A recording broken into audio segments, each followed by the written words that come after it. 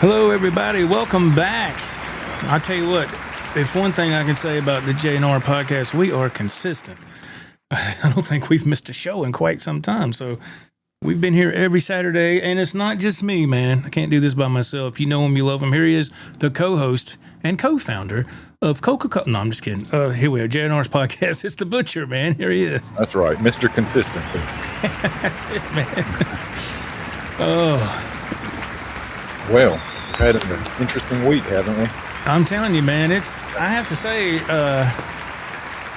this vacation has been one great vacation, man. I have no complaints whatsoever, man. It's been wonderful. I don't even want to go back to work tomorrow, man.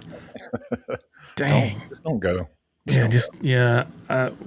One good thing, one good ray of light from it is, believe it or not, they can't help but text me when I'm on vacation. I always get a text from one of my managers or something. It has happened where they was like, send me a text, sir, how come you're not here at work? I'm on vacation, dude. Oh, really? Check the schedule. I thought you were going to say something. My bad. We're in a bind. Could you take this load for us? That has happened years ago. They called me in and I was dumb enough to say, okay. And then when it came time for me to need something, they was like, we forgot what you did for us. So you were being a team player, weren't you? It used to be, not no more.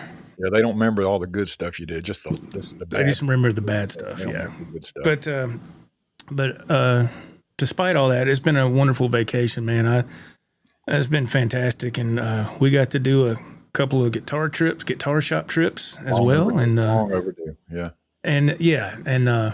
So hopefully those will pick up some momentum. You know, I know it's a Mother's Day weekend. We did ours tonight. My mom came over a while ago, and we had a little get together for her and my wife, and my wife made a big old homemade meal, man. She didn't have to do that. I told her I would cook some on the grill, but she said, no, I'm going to make some cube steak and gravy. And I was like, okay, I ain't going to argue with her. She goes, no, I'll cook. No, won't you cook?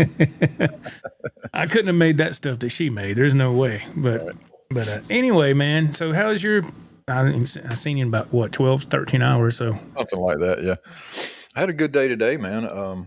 Woke up, we went to the Waffle House to eat breakfast. Hadn't been there in a long time. Wow. Probably since you and I went. Get this, man. I ordered something, she got something, and we were finishing our meal. And one of the waitresses come over and said, your meal's been paid for. I know. I was like, well, who did that? So I gave the waitress $10, you know. I said, okay, cool. I've never ever had that happen before. I've seen videos like that where people, you know, your grocery, we're going to pay for your groceries. But she come over and said, your meal's been paid for. So we just walked out. Okay. Thank you. Damn. Never had nice. that happen. I'll have to do that for somebody else. That's dang sure never happened to me. Never had that happen. That has never happened. But that was nice, man. Yeah, that was super nice, man. Unexpected. Very unexpected. Very nice. Because Waffle House ain't cheap no more, man. It's not, man. They're really freaking expensive, man, I think. But I used to go a lot back in the day, and I got where I burnt myself out on it, so I haven't been in a long time. Right. But, that's good, man. So you said you went to your mom's and you dropped something off for your mom for Mother's Day? Yeah, I dropped something off. She was gone, so we just dropped it off. I sent her a text because I go over there a lot, and I'll be over there Monday again. I just told her, you know, happy Mother's Day. We got her little gift, and I'll see her Monday. Nice. Yeah. Very nice, man. Good deal. All right.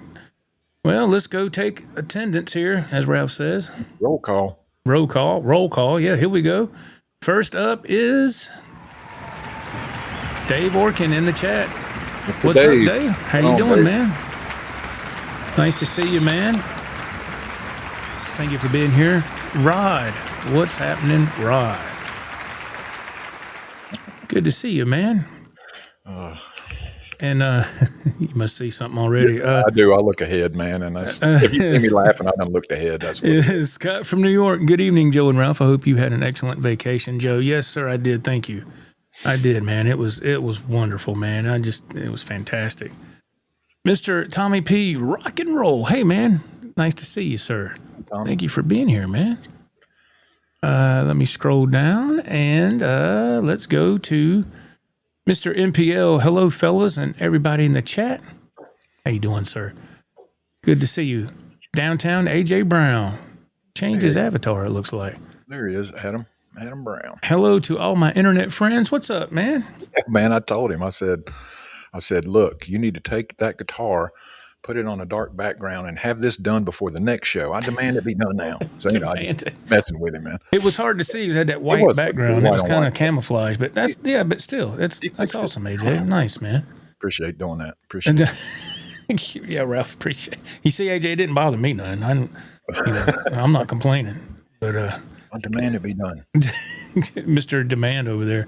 Scott from South Carolina, it's been a glorious week, Joe. Yes, man, it has for me. I hope it has for y'all. Gloria. Yeah, it has, man. It really has been. Slim, how are you doing, sir? Good to see you, man. Nice to see you. Let's scroll on down. We got Mr. Michael Curtis. Hello, everybody. Ralph, is that a new orange guitar on your left-hand side? That is not new. No, it's just in a different place. It was, I believe, it was hanging where this one was. Yeah, I can't get my fingers right. There, right there. It was there last week. Now I just moved it. It's not new. I've had that for 6 years now. There you go. Man, I have no perception of time, man. I think, oh, that's just a couple weeks ago, and it's like 3. My wife goes, no, that was 3 years ago. I thought it just happened. No, that was 2 decades ago. I'm the same way, man. I was sitting there and trying to think of something. I'm like, was that last year? No, Joe, that was 8 years ago. I'm exactly. like, oh. I'm like, there's no way that was 8 years ago. Yeah, it was, and then she'll prove it. All right. Legal counsel, getting the evidence out. You can't be going against legal counsel now. You know better than that, man. I know better than to argue You're going to lose that fight every time. Yep. Dave Orkin loved the Waffle House, he says. There you go. Really good, yeah. Pay it forward. Yeah, that's what people would call it, paying it forward. I couldn't remember what it was called. Crazy. I just never had that happen. And that's it makes really me wonder, nice. Did they just pay for mine, or did they pay for everybody's? Or how did this work? I don't know. I'm guessing just yours. Yeah. I'm guessing. I don't know, man. I don't know. Clemson alum, hello. How are you doing, man? Let's see. Tex of Callie's in the house. He goes, hey, fellas, Tex in the house right here on time for once. That's good, man. Tex in the house. Did you get your mother a hoverboard? No, he got me one, though. You can see it right there. I got her those self-lacing shoes from back then. Yeah, those Nike high top. Damn, I wish I would have had that. Man, that's badass. Let's see. Happy Mother's Day to everybody. Everybody's mother, Scott says. Nice. Mr. Kerry Crouch in the house. Hey, Mr. Kerry, how you doing? Hey, Kerry. Eric Schneider is in the house. He says that I've been buying and selling at box set for a few years now, and always a great experience. Cool. Yes, sir. We're going to get into that for sure. Yeah, man. Let's see. Let me scroll down just a little bit so we can keep moving here. Mad Axeman, Joe, those dad band videos are insane. Keep them coming. Videos, yeah. Thanks, man. Yeah, those are about to wrap up. I don't know if I have many of those left. I'm working on some other subject matter. I notice sometimes on those videos, there'll be a little clip of us playing something. I'm like, is that an actual song, or is AI just making us do something random, because they're hitting the sticks. All right, let's go. And what is that, a song, or is that just random playing? That's AI. Yeah, that's if it's on the shorts, that's the AI thing. Just it sounds good. I was like, the little clip that it's doing, I was like, damn, there we go. So it don't make it sound bad, so that's good. And the one thing that I like, that at least they're putting everything in sync. When it shows you playing the drums and hitting the cymbals, it's matching up. It's not. Yeah. Yes, me too. I look at that right off. I was like, oh boy, and then it was in sync. I was like, thank God. Dalton. The name's Dalton. Dalton says, good evening, guys. I'm glad to be here. We are glad to have you, sir. Hey, Dalton. Thank you. Mr. Dickinson, he goes, been digging y'all for a good time. Thank you, man. All right. Thank you. I got to get this chat scroll just a little bit. What? Ralph threatened to block me from the chat. No, he didn't, man. I know better than that. AJ Brown, you have to give tough love sometimes, man. He's hard-headed. It was hilarious when I watched the AJ made a comment in the my live thing the other day, and I was like, y'all mind if I play a little something? And I didn't see it till the replay, because I had to take the chat down and get my screen situated, and I watched the later watched the replay, and AJ says, "No, matter of fact, can you just talk about plants and stuff for 7 hours?" There you go. I said, There you go. that was hilarious, man. I said, I didn't see that in the moment. That was freaking hilarious. I literally was laying there with my earbuds on. I kind of chuckled, He says random stuff. That was funny, man. Yeah. I was like, that's hilarious. Okay, let's see. Scott from New York is my Friday. Ended up with a nail in my thumb. Yes, sorry to hear that, man. Goodness. Be careful, man. Be careful. Be careful. Don't need to be getting messed up with your hands, man. Mr. Richard Dickinson, I feel the same way at 73. My goodness. Well, God bless you, man. That is awesome. Edwin Crane is here. Good evening, gentlemen. Edwin, the time is 4:20. Yeah, it's time. Edwin said, it's time. Mr. John Landino, good evening, everyone. Hey, Mr. John, how you doing? Nice to see you. Nice to see you, sir. I don't recognize that name, John Landino. I'm glad you're here, but maybe I didn't notice it last week. Did you? I didn't. I don't know if that's Mr. John from Box Set or if that's somebody else, because I want to say Mr. John's last name. I couldn't really make it out on the video what his last name was. I thought it started with a T, but I can't be 100% sure. And we're either way, we're glad you're here, sir. Thank you for being here. Let's see. Scott from South Carolina. Joe, it looks like a few of your guitars sold on Reverb. I got 3 for sale on Reverb, and I have one that I'm wanting to sell direct here. I'll touch on that really quick. Out of the 3 on Reverb, 1 right now is sold. The last I looked, that was the Big Deborah, the Ibanez RG550. It sold. It sold not long after I put out the live stream earlier this afternoon. Somebody up north bought it. Those live streams are like a big commercial. Come on down to Joe's Guitar Hut. Well, hey, it works, right? I got to do what I got to do, man, to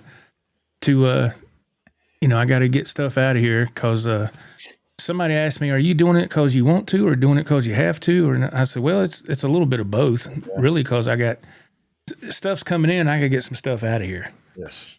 I got to get some room, man. It's just too much. And I was over there Thursday, and I was walking backwards, about tripped over the pedal board that on the floor. Yeah, man. Yeah, it's easy to trip up in here. That's why. I've tripped myself up walking up. I was like, oh, So yeah, you have to really be aware of your surroundings on the floor because there's not. It's covered.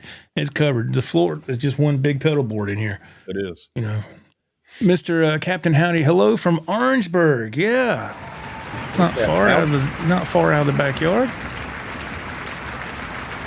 And there we go, man. Box Set Music in the house. Yeah. Now is this Tom or is this Mr. John? Or is it both? It could be both. Could be both. Sitting in the studio on the couch watching. It could be, man. We're getting ready to get into that. Scott, the prices at Box Set were great and reasonable. They were. I agree. 100%. Very much so. Very much so. ST3, how long is the vacation? Today's the last day. Yes. I go back tomorrow, man. My week always starts on Sunday, and we're back at it tomorrow. And hey, I can't complain, man. Box Set Music. Last name, Mr. John, is Torres. Okay. All right. Thank you very much. Thank you so much. User Brian VH5150. Good evening, guys. Good evening, sir. How are you? Mad Axman 44. This is my favorite Saturday night podcast. Oh man, wow, that's awesome. Thank you so There's much. A lot of stuff to watch. That is amazing. Yeah, thank you for taking the time to watch us. Thank you, Scott from New York. Best live stream on YouTube. Wow, that is very nice. I know. Probably nice. Probably a little inaccurate, but I'll take it. My goodness gracious. Yes, there's Mr. John. Is that Landino? Everybody hit the like button. Yeah, if you don't mind, please hit the thumbs up, please. Please, please. Yes, very helpful. And so, okay, all right. We got it's Tom. It's on for Box Set Music. All right, Tom, how you doing, sir? All right. John has a gig. That's John cool. has a gig. Wow, That is cool. isn't that cool? It is. I'd love cool. to say that. I love to say that. Well, we can't do the show. I got a gig tonight, but He's in his 70s, I believe. that's amazing. Yeah. It reminds me of Mr. Rex McGee. He's gigging, and he's in his 70s. He gigs every weekend. I know we heard Tom play, and he's a great guitar player. I should have asked Oh, John, man. will you pick up a bass and play a little something for us? Because he's in his 70s, been playing bass his whole life. I would love to have heard him play. I was hoping they both would have jammed for a minute there. Right.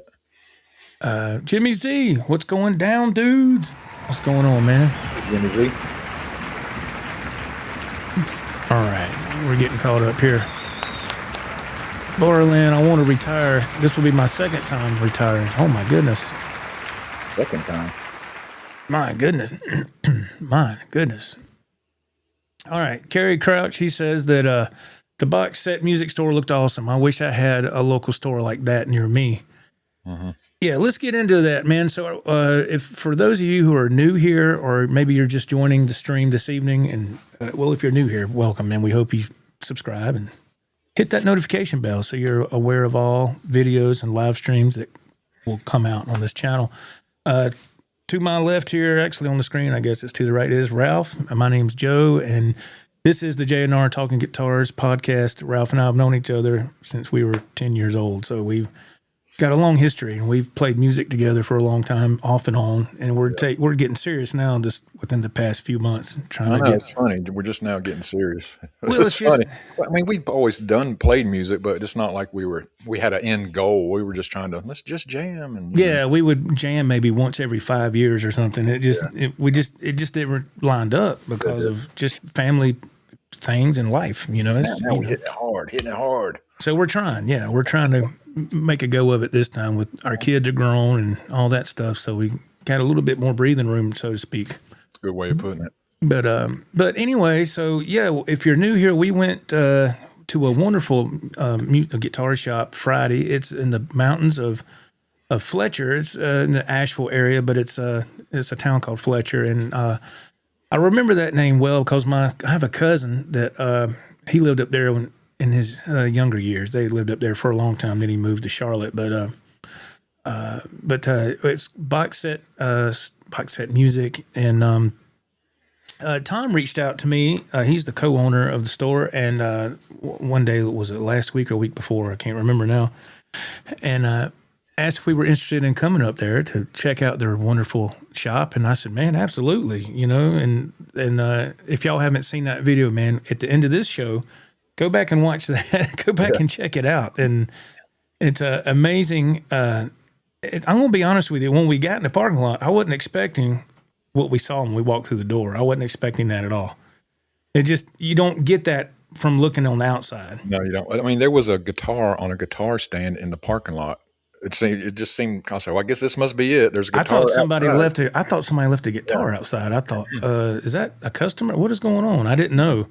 I didn't know what was, I didn't know if that's just like, hey, this is where you need to park, or somebody left that here. And I'm like, man, I don't want to accidentally back into it. Perfect example of you never know what's going to be behind the door when you open it up. We've been to several places like that. Oh, yeah. Kind of go, what kind of place is this? And then you open the door and it's, wow, this is incredible. Yes, it was very nice. We walked in, and Ralph has a tagline called a wow factor when you walk in. And it definitely was a wow factor when we walked in there. And I still remember the red, white, and blue bass. It's right in front of you. Yeah, it was beautiful bass, man. And so Mr. Tom and Mr. John were super nice, man, super hospitable. So what we liked, what we asked the shop owners when we get to their establishment, we just, give them a mic, or if they don't want to hold the mic, I just use the mic on the camera and just let them tell the story. Let them talk about, because it's their store. I don't know the history. I can sit there and film guitars and stuff all day long, but I think a backstory always goes good with how long the place has been there. What caused them to want to have a store. Was it something that they've been wanting for a long time? Was it something that just kind of fell in their lap, or was it just like, hey, let's just take a chance? I don't know. Ralph and I have heard all kind of different stories when it comes to shops. So and Very it's true. always a different story every shop we go to. So, and that's, to me, that makes it interesting for the viewer. It would me if I was watching for the first time. I'm like, oh, that's cool. I didn't know that, But so we like to ask the owners to give a little background, and they do. They're really kind to do that. And but they took us all around the store, the shop, and man, had some cool things. That I tell you what really caught my eye, was really pretty, was that gold SG, that Epiphone SG. It was just, I was like, man, I've never seen one like Are that. those rare or what? I've never seen one either. Just the three basic colors. I guess, I don't know. I'm not an SG player, and I don't look for them. But man, that was hanging up, and I was drawn to that right off when I walked in that room. I said, "Whoa, look at that! It just looks awesome." And Ralph knows I love gold guitars or gold hardware and all that stuff. Anyway, Yeah, anything gold, he's over there. I think it makes the guitar look spectacular. It just kind of makes it pop. And I was like, man, that looks good. But so yeah, we had a great time. So Ralph, what's your 2 cents, man? Man, a great store. The drum room was unexpected. There were so many little things in the corners and stuff. There was a little drum. I don't know if you noticed it, Joe. I was talking to Tom, or it might have been John, but there was this little drum in the corner. It looked like a drum from the Civil War. Where you remember, you picture a little kid marching into battle playing it. Yeah. That's what it looked like to me. And it had a sign. It was from 1940 or something, but that was interesting. Then there was this weird instrument in the corner. I forget what John called it. You didn't film it, but it's interesting. Interesting instrument in the corner over here. But the drum room, it was so interesting. There's so many different things going on in that drum room if we'd have took more time looking around. But of course, the best part is the recording studio in the back. Man, right?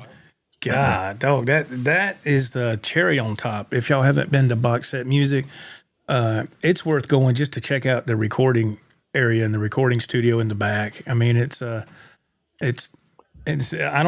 great, man. I mean, and I've got to get past this thing I have. Like the drum set was there. It was there. Ready to go, and they were fine. Go play it. I'm like, no, I don't want to. I've got to get past that. Yeah, you will. You will. You just got to get your confidence. So you'll get past it, man. I was hoping you would get behind the kid. I was like, come on, dude, let's jam. But he said, no, not yet. I said, look, I'll give you $1,000. He goes, okay. So no, I'm just kidding. I don't have $1,000. I wish, but yeah, it was really, really cool, man, to go back there in that area of the shop and just man, they book recording time. They can produce a video for a band if they want their own music video made right there in the studio. They do all kind of stuff like that. I mean, it's not just a guitar shop. It's a production studio, video, you name it. They can, whatever you want to do, they can do it. Yeah. And you can book time there, and you can go and if you just want to book some time to rehearse, you can go there and your band meet there and rehearse. You could, book a rehearsal for, I don't know, 3 or 4 hours and go in there and rehearse or whatever. And damn, I mean, to me, that's awesome. I know when you would stop to charge your camera up, and we'd all be standing around talking, and then we'd sit down, we're telling stories. That was some of the best part to me, getting to know them and their stories. And Tom, the people he's played with and seen people that have played there, it's just incredible. Yeah, I love to sit there and shoot the breeze. Yeah, I mean, that's when you get to know them. Yeah. And when I left, I felt like, well, okay, they're like friends. We know them. I feel like if I go back, they're like, oh, hey, Ralph, how you doing? Yeah, it won't be that. Who are you? It won't be that. Are you the guy that's scared to play? Oh no, it's not me. Wow, shots fired. Hey, I'm kidding, man. Hey, I said it first. I'm kidding. I'm just jerking your chain. Wrong. No, I'm kidding. You a drummer or not? No, apparently not. Can you play something else? But anything else? Yeah. Anyway, but really, it was a fun. That's what's fun about these guitar shop trips, man. Because when you go there, it's always a different experience everywhere we go. Always unexpected. It's nothing that's going to be. Well, yeah, that's what I kind of figured. It's not like that. No. It's not like that at all. I haven't experienced that at all. The only kind that this is a different different altogether. Only time it might be kind of like that is if you go to like a big box store, big chain that everybody knows. It might be kind of similar there, but the independent shop's just totally different thing. Mm-hmm. And I love it, man. I was just like, oh. And the cool thing is I gotta make sure I get this name right because it's an odd name. It's is it Mahaffey? Mahaffey, the amp, and that Mr. Tom, and he's got I think he's with a group of people that they build and design those amps, and I didn't know. I mean, I saw this little amp sitting on the stool, man. This little, I mean, my Roland Microcube is a touch bigger than that, just a touch, not much. And it was sitting there, and I thought, well, I don't know, maybe that's just something like a Black Star Mini or something that takes batteries. I didn't know. I just glanced. Right. I was like, I said, that's an awful small amp, but it looks good, you know. And Mr. Tom was like, yeah, this has a couple of tubes in it, and it's got an effects loop. I was like, do what? And it's 33 watts. When he jams, he'll just use that little amp. It's plenty. He said. Plenty. I was like, do what now?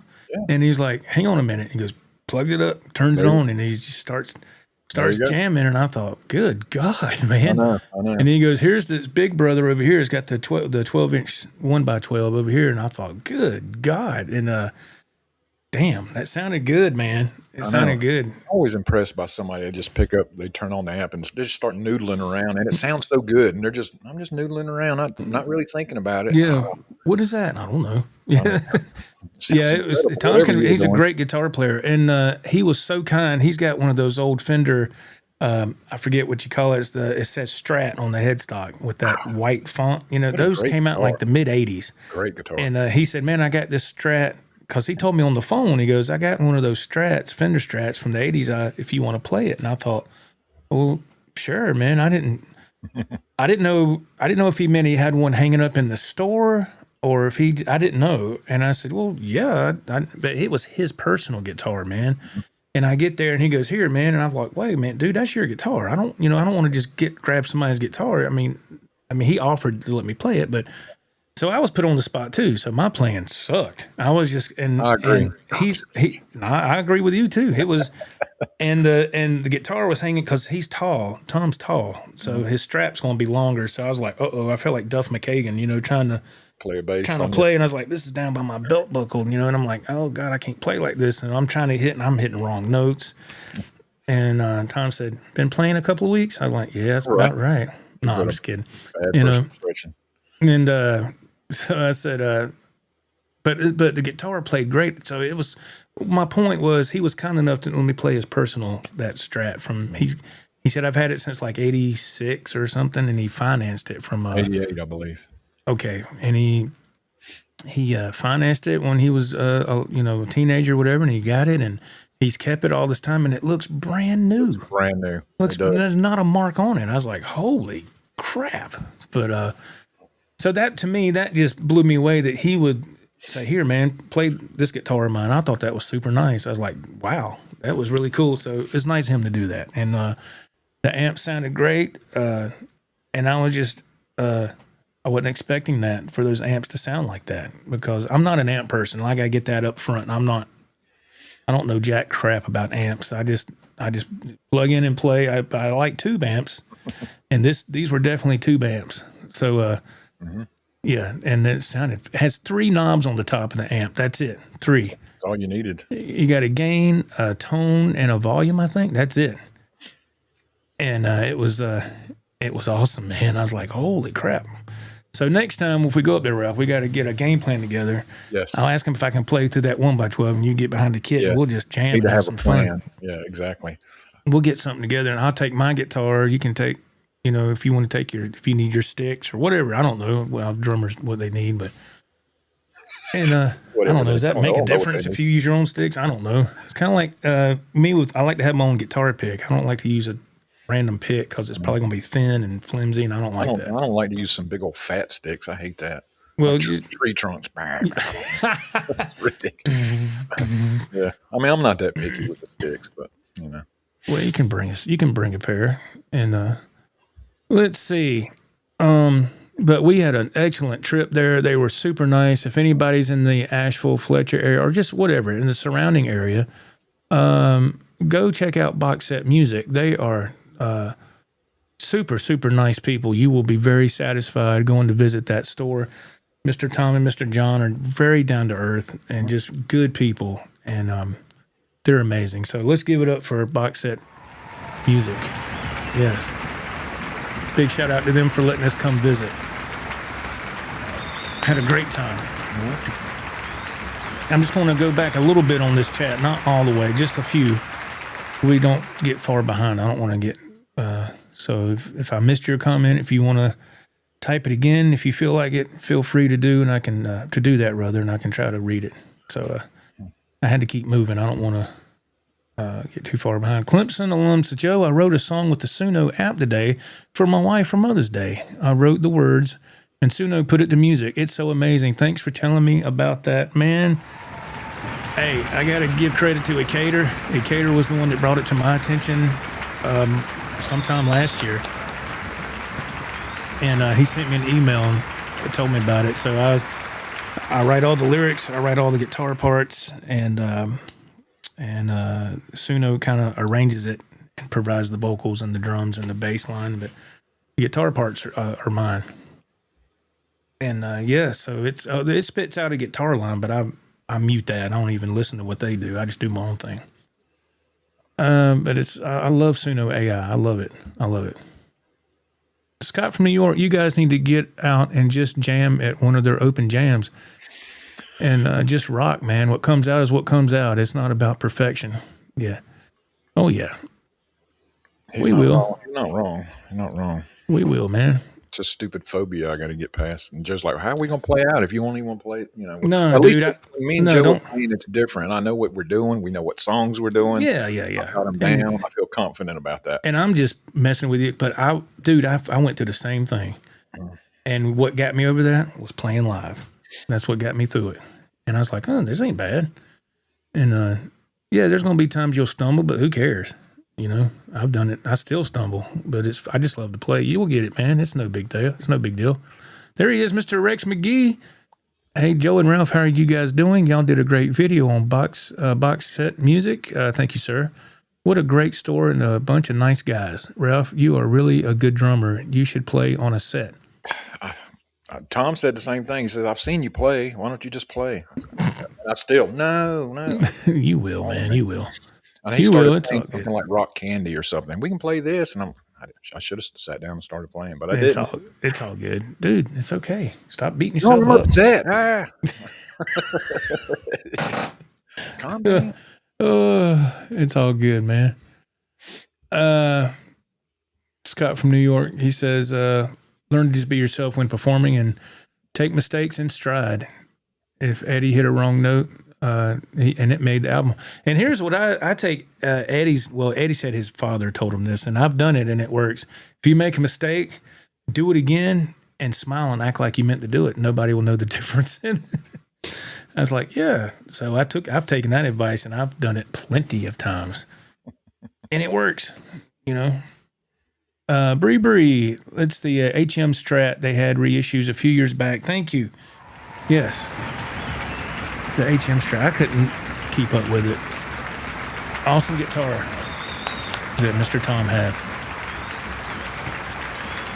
Scott from New York, some of the musicians try to be perfectionists and they're losing what the fun is all about, making mistakes and being out there.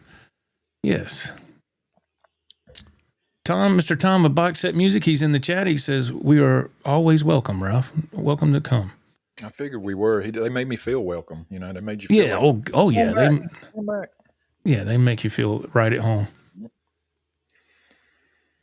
Mr. Captain Howdy says, I've been working on them for 30 years. Great side gig. Only been playing for 2 years. Still even like my wife to hear me. Oh, okay. I see what you're saying. All right. Yeah, man, it's all good. It's all good. Charlie S. Hey, boys. Happy Saturday. What's up, Charlie? How you doing? Happy Saturday. Let's see here. Mr. McGee says, I love the white Strat you saw, Joe. I know it was calling you, but I know you got Your holy grail. Yeah, I just got a guitar a couple of days ago before that, and so yeah, I couldn't. Yeah, yeah, it wasn't going to work. So I want to be able to live to see the next day. So couldn't do it. AJ, man, oh Lord have mercy. But that was yeah, we had a wonderful time, man. Wonderful time. I'd just be glad to go back sometime and just hang out and jam. And I think they said they have, was it the third Sunday of every month or the last Sunday of every month? They have like just an open jam. You come and just hang out and with other musicians and everybody just jam. I'd love to do that once. I got to be on vacation to do it because my week starts on Sunday. So he says on the fourth Sunday. The last Sunday of every month. There we go. Okay, thank you. I would now. Can you talk about that time? Not type. Is it just is it local musicians that come, or you have to have an invite, or how does that work? I mean, is it just people in bands strictly just that, or I don't know. I'm just curious, but open to the public, or yeah. I don't know. I know some places are kind of they have some certain rules, like but anyway, I would love to do that. That's fun right there. Open to anyone. Okay. Wow. All right. Interesting. Okay. I will never stop being a wiener, AJ Brown. Oscar Mayer wiener. Stop being such a wiener. Oh my goodness. I think Ralph and I have the same taste in guitars, Captain Howdy says. There you go. Yeah. The louder, brighter, I don't know. That's what I gravitate towards. I just do. Yeah. Yeah, that's what I'm saying, AJ. Yeah, it's open to. That's why I was asking, because some places I've in the past it's open, but it's open to people who can play. And I don't mean that to sound bad. No, right. I'm not. Please, I'm not. I'm just somebody that has experience in bands and they know how to play your average, your standards, your songs, just whatever. Know how to just know what they're doing, a basic knowledge. Let's see. Scott says, can't believe how expensive Little Debbie snacks are nowadays. I haven't looked into them. I don't know. We go to the store every Friday and I'll pick up a box or two. They're usually $2 for $6. That's a sale or something. 2 for $6. They used to be 99 cents a box. Remember that? Like that was a long time ago, wasn't it? $6. That's another thing where I'm going to be wrong on my timeline. No, that was a couple of years ago. It's probably longer than that. That was 1973. 73. Oh my God, we were only 3 years old. 3 years old. Mr. Tom of Box Set Music, who's in the chat, we visited them on Friday. He says, just let us know. We need to keep the numbers around 10. Good, yeah. Yeah. You don't want too many people. Yeah. Added in there, yeah. Let's see. Outlaw Brothers Music.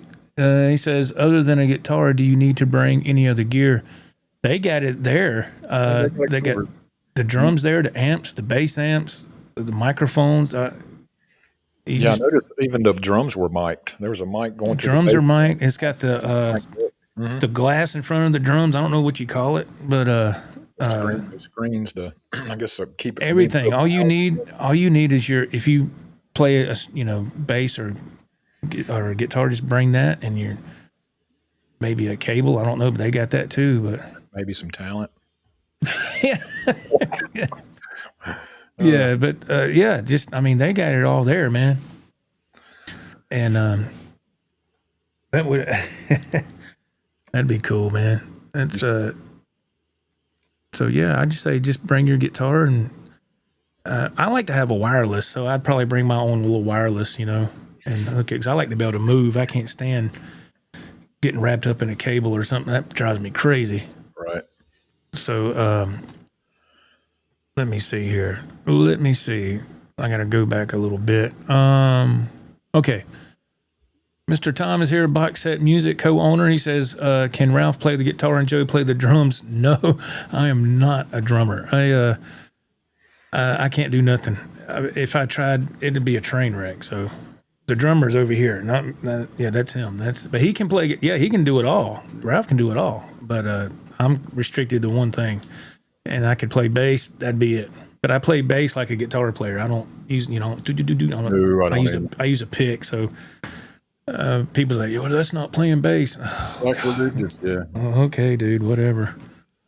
Damn. But let's see. AJ Brown says, not to people who get scared and get shut down.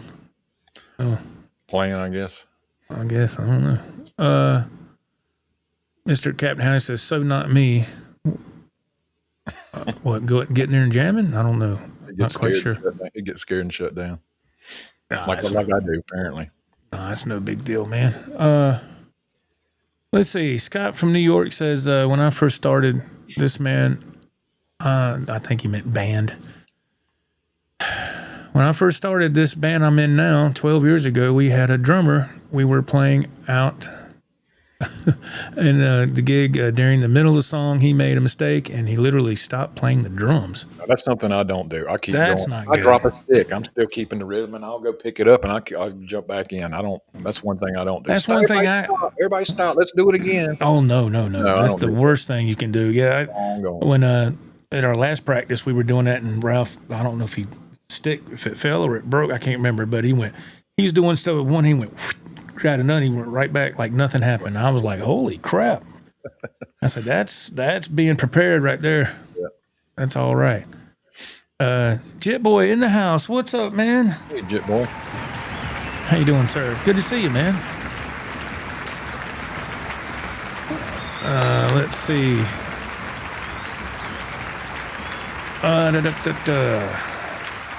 Mr. Rex McGee, he says that Ralph, my wife, will come in when I'm practicing and on my pedal steel guitar, and she wants me to play what I'm working on.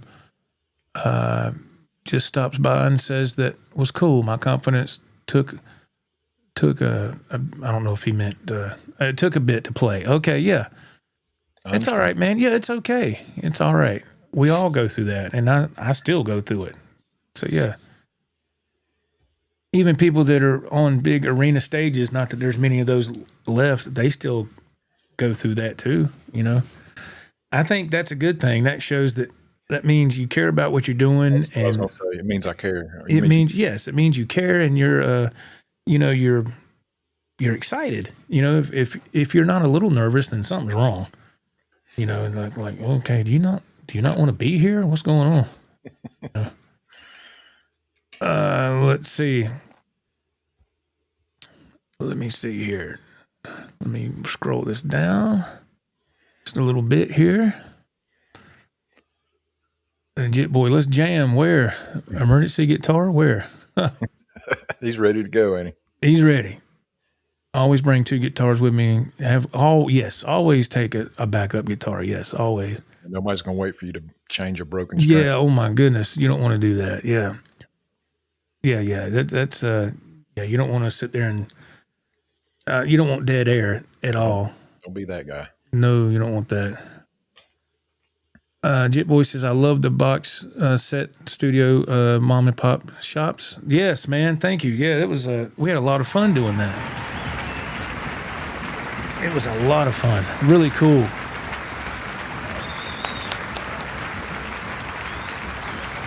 And we did another guitar store location. We did that yesterday. That'll come out Friday. Yes. And so we've been really busy, man, this past week, man. It's been really busy. Yeah. So yeah, it's man, golly. But that's the way I like it. Yeah, I've got things to say about the one we did yesterday, but I'll save that for next week's show. I'll talk about it. There's no sense in talking about it now. People, what is he talking about? You know. Yeah, that'd be good. Yeah, we'll save that for. Did you get the chance to check the link I sent you? Oh yes. You was happy with it? Absolutely. Okay, cool. Yeah. Good deal. And I sent it to the owner as well. I think he was pleased. So that's awesome. Good. So I like to make sure that that's, which it's already on the channel. Ain't nothing I could do about it now, but I just like to know people are happy with it, Yeah. Right. But I will say just as a reminder, I know Scott from New York sent me a message. Well, he said it might have said it in the chat when I was live earlier, but if you look at my Reverb store, there's still 2 guitars up there for sale. If you don't know, check out the description of this video or the last live I did, which was a kind of a train wreck itself. I had messed up. I was using my phone and I muted the mic. The mic's muted for like the first 2 minutes. I saw that. Unless it's fixed itself, because I went into the editor of YouTube and tried to trim that first part out. Yeah. And I know Scott from New York coming goes, how come I can't see the chat? So if it must, I don't know if it, when you edit anything with the stream, it takes away the live chat. Oh, wow. Okay. It takes that away. Yeah. I don't know why. I guess because it's offset now, so I tried to trim the first couple of minutes out because I was muted, and I didn't realize I was muted because I was using my phone. And I had the phone. I was looking at the back of my phone because YouTube has a mirror image if you use the front-facing camera. So I was looking at the rear of my phone and I had my tablet sitting on my computer desk with my channel up so I could see myself. But when I set the phone up in the holder, my thumb hit the screen and I muted the mic. So I'm sitting there talking, and this is what it was. All that stupid crap going on. Yeah. And I just happened to look at the chat and people put no sound. And I was like, oh my God. So I walked back there and looked and I said, yeah. And I went, doot, tapped it. And it's like, yeah, we can hear you now. I was like, oh boy. I saw that and I was like, man, that's not normal for Joe to let something like that slide and him that post damn rookie ass mistake. I can't stand that. And I was like, man, that's something you do when you just starting out, man. Yeah. I was like, I done had my dealings with that shit, and I was like, come on, man. So anyway, if people were, could bear that and sit through that live stream, I talked about I showcased a few guitars that I have for sale. One's already sold. The other 2, I got an American Strat for sale and a Sterling AX40 by Music Man. And this one here I'm selling direct here out of the house. And that's the Charvel right there. San Dimas Charvel with the gold Godot right on trim, and got the upgraded titanium locking screws at the top. This guitar is awesome, and it's got the gold knobs too, man. Mm-hmm. And somebody asked me what kind of pickups these are. They're Seymour Duncans. So it's how much you asking for that? $750. $750 all day long. And no, I will not take any less. Because that guitar that I had, that same guitar I had a couple of years ago, and I sold it. Mm. And I just bought another one. That one, I just bought that not even a year ago. Mm-hmm. And, so I said, well, because I had to put some stuff up because of the 5150. So I had to, get the money up to pay. I want to pay that off. Yeah, I don't want that. I don't want that. I don't want that hanging over my head. I done been through that, man. Right. And I don't want to. So I said, look, some stuff's got to go, and I'm fine with that. So, all right, let me see.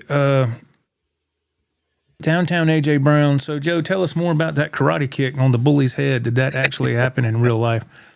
No, it didn't. The only thing that's Ralph will know. The only thing that's real about that is that Ralph and I, we did take karate when we were young. We were teenagers. We took it, and we used to spar and all that. But I used to be pretty darn flexible back in my day. Yeah, it's not that you couldn't have done that, but that didn't. Oh yeah, I could have. I could have, but no, that actually happened. No, that was just that part was made up. Right. And it was Jit boy. You got to watch the channel, man. Got to pay attention. Karate kick. I'm kidding, Jit boy. I'm kidding. It was a short that I put out, man. A short where I'm doing these little AI productions, making these little episodes of these little 10-minute episodes that I'm trying to do, telling stories about my life and all that stuff. And I put out a short a few days ago of that little segment of that episode that I made. And it's me at 16 and Ralph at 16. Mm-hmm. And we go into this diner. And it's set back in 1986. And we go in this diner, and this dude starts giving us trouble. And it's the Burger Barn, I believe. yeah, the Burger Barn. I was Burger like, Barn. how generic can you get, man? But yeah, I did notice on one it was said we're going to open for Sammy Hagen. The first time I heard that, I said, "What in the world? Is that a copyright thing, or did Joe mess up?" No. That's AI protecting his last name. That it won't let you say names that are have copyright to it. Because I typed in Sammy Hagar, and then on the playback is a Sammy Hagen. I was like, oh my god. I was like, Ralph's going to think, what the hell? Is he an idiot? And I was like, oh, well, it's already processed. I'm not going to go back and redo it again because it takes forever to do that. Let's see here. Scott from New York says, I like that little amp they had plugged into the open jam room. Again, that was a Mahaffey. Mahaffey little amp that Mr. Tom and his crew, they build and design and sell those. And I think if you want to look into those, let me make sure I get this right. I think it's boxsetstudios.com. I think. I'm pretty sure you're right, Joe. I think that's it. If Tom's still here, he can let me know. Yeah. I don't want to steer him wrong, but you can look at those. They're awesome. Those things sound. I was shocked, and it's got a lot of gain on it. I was like, ooh, like that. Yes, sir. That's right up my alley. I can't stand a clean ass amp. Tring, tring. Here, play through this. Oh, clean God. Can I just throw it out the window? Oh, damn. Come on, get with it, people. Let's watch Lawrence Welk. Oh. Yeah. Lawrence Welk. Jitboy, what's the streaming service you use, Joe? It is called EVMUX. EVMUX. I remember I mentioned that in your chat the other day. I've typed that out. You need to do either StreamYard or EVMUX. Get off that phone. That phone's going to mess you up. It don't matter which, and I'm not trying to be smart ass. I'm just saying that's, if you're using the YouTube streaming app on your phone, it don't matter what you got plugged into your phone, iRig or what, it's still going to be, it's going to sound compressed and underwater because you're going through the YouTube app on your phone. You got to get away from the phone and go straight into a laptop or something like that, or a computer, whatever, and have a mixer or something to go into that, now you can come out of your iRig or whatever into the computer. You can do that. Let's see. But EVMUX, yes, sir. That's what it's called. Yes. AJ Brown, would you take a couple of Walmart gift cards? Pretty sure there's $500 on each, I think. Sure. That's he's getting that from when that guy actually sent me a message on Reverb. And he said, the price I was asking, he goes, can you take a couple of Walmart gift cards and $150? I said, do what, man? Wow. I was like, huh? I don't really shop at Walmart that much. Yeah. But the thing is I was like, well, can you imagine if somebody agreed to that? Yeah. Okay. And then you get the gift cards and they're blank. Exactly. And there's nothing loaded on them. I'm like, wow, that's your own fault, Yep. So that's crazy.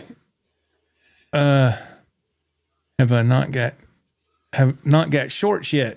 Oh, Jitboy. Oh yeah. You just go to, well, if you go to my channel and just go where it says shorts and click on the category for shorts, you can see the shorts. You see what I'm talking about. You can do that with anybody's channel, but yeah, it's something that I just recently started with. This was the shorts, man. It's I noticed really, on that short where you're doing the karate kick. If you go to your channel and look at the shorts, the picture that's there, you're in mid kick. So people are going, "What's going on there?" So they're clicking on it. You can set what the picture is going to be for the short. When you're uploading it, you go to the picture that when you're in the process of uploading it, you'll see the image that it currently has, and it has like a little pencil. You tap that, that's the edit.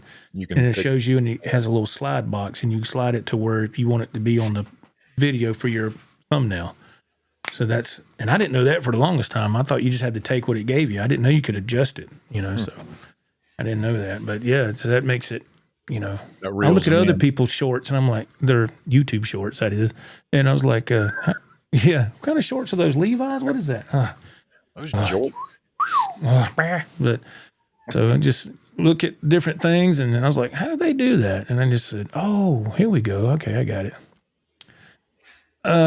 Scott from New York, would you take 400 for the tobacco burst? Laugh out loud. Yeah, that's a trip because the somebody sent me a lowball offer on the USA Strat, and I was like, nah, dude, come on, man. You got to. I think some people just want to be a-holes, man. Edwin Crane, I seen that short. I was like, dang, Joe. Yeah. No, it was embellished in the storyline, but yeah, it was a lot different for everybody when we were 16 and 17 years old, man. You were full of energy and it's very flexible and had plenty of time on your hands and you could do whatever. Right. Dewey's in the house. He goes, hey, Dewey goes, hey, Joe and Ralph. Joe, just wondering, do you, as a composer, no, I'm sorry, use a compressor pedal? If so, which one?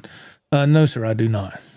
I don't use a compressor pedal. No, I do not. I tried one, I don't know, a couple years ago, and I didn't care for it. It just didn't do enough for me. But Scott says I like Slick Vic. Yeah, that's my friend Ricky, and his nickname's always been Slick Rick. And but in the series, I changed his name from Rick to Vic. So I just thought it made a better name for a bass player. Carrie Crouch says that the Gen X Dead videos are great. My favorite line so far is when Ralph says, sign it now. The contract. Sign it right now. Sign it now. Yeah. That's how so many bands back in the day made a mistake. They sign any contract just Yeah, exactly. to get signed. Don't even read it. Didn't even read it. Just went, you know, and here we are on tour already and we're having a good time. And I was like, this one turned out good. You know, it's a fairy tale land, man. It's just you know, it's just fun to embellish those things. Yes. Jit Boy says, yeah, I tried everything. Yeah, man, I've been down that road. That's why I was saying, I feel your pain, my friend. I know. I've been through it. And I was like, why ain't this working? Yeah, Joe can get you on the right path. Yeah, I can get you on the right path. Randall Vandergrift, Randall is the one in the chat, Ralph, that I told you the Hagstrom we saw at the other store. And I said, that's Randall. He said he has that. So my next purchase will most likely be a synthesizer used, any brand that is cheap since I play keys or acoustics, fold-up drum sets. I'm thinking about that a lot. That's good, man. That's good. Let's see. Let me go down. Let's see here. He's on down. Yeah, he's on down.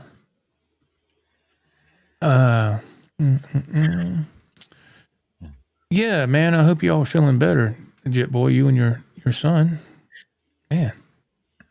Let's see. Ted Fair, what's up, Ted? He goes, good evening, everyone. Just tuned in, listening after cleaning 14 rainbow trout after fishing all day, Green Valley Lake. Wow. Yeah, Out there fishing all day, man. big haul. 14. That is a lot, man. Dang. Wow. Yeah, I'm glad your son's feeling better, Jit Boy. Man, don't like to see the kids being sick, man. That's a drag, man. Cameron Hart. Hello, Cameron. He goes, hey, guys, how's your night going? So far, so good, sir. Hope yours is. Haven't got to watch the Guitar Store video or the one from this morning, so I'm looking forward to watching a bunch of videos into the night. Oh, that's awesome, man. Thank you. Plenty of them out there. Yes. Thank y'all. That's awesome, man. That's very cool.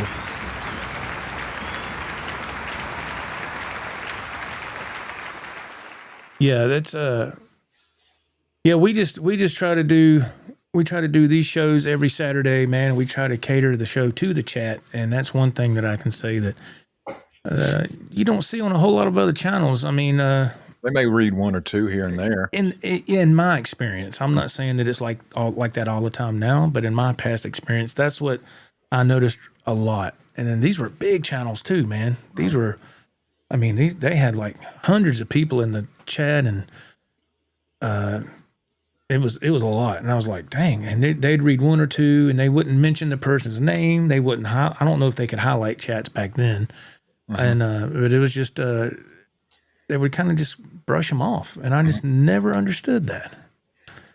And it's kind of like, to me, I put it with let's say you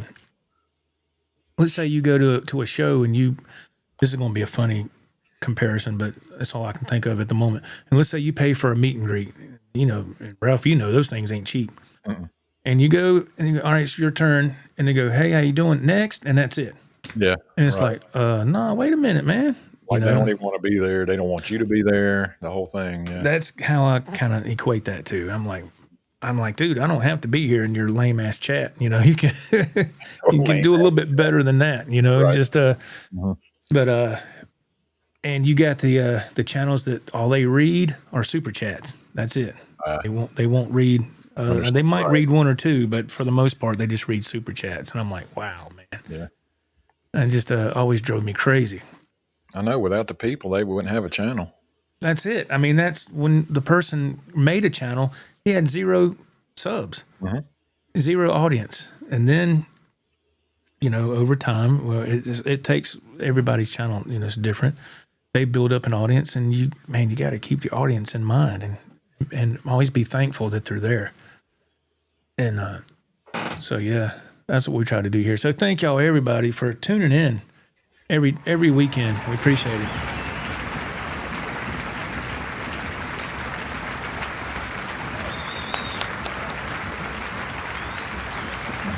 Ted Fair says, I think I can speak for most of us that we really appreciate you guys reading and responding to the chat.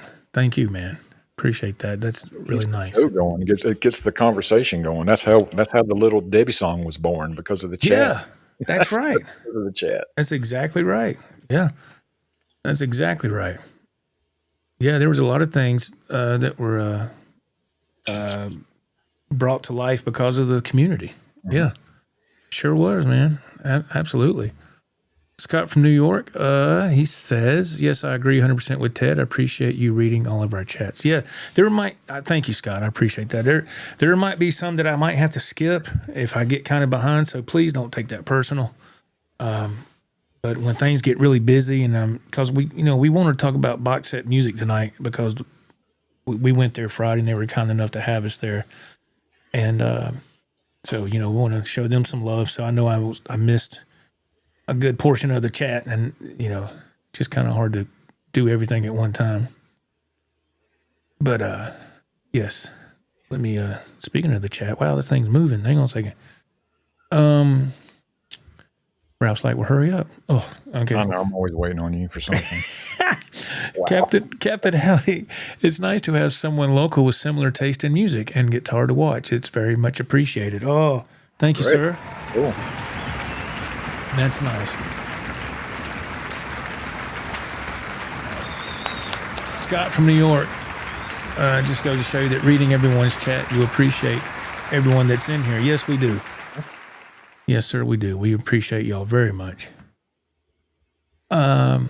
Chip Boy says that do both I think I meant do both of you like metal as well? Oh boy, this is a train wreck. As well, except King Diamond or more, just 80s, I guess you call it. I guess 80s is the bulk. Yeah, for me, it's more of a 80s. I like the 80s hair band stuff, and then 80s rock. I never was into King Diamond or anything real heavy. That's just me. I like anything that sounds good, man. Anything, and it could be random. It doesn't even have to be rock music. It could be I don't know. I can't think of anything off the top of my head, but something catches my ear, man, and I like it. I'll try to cover it. Yeah, I just all the cool 80s, Def Leppard, Cinderella, Van Halen, of course. Yeah, the usual Poison. stuff. and all that cool stuff. That was just the highlight of my youth, man. I just remember everybody has these moments when you're riding down the interstate or riding down whatever, and you got the windows down and your favorite songs playing on the radio or cassette or whatever it was back then. And back then I used to smoke.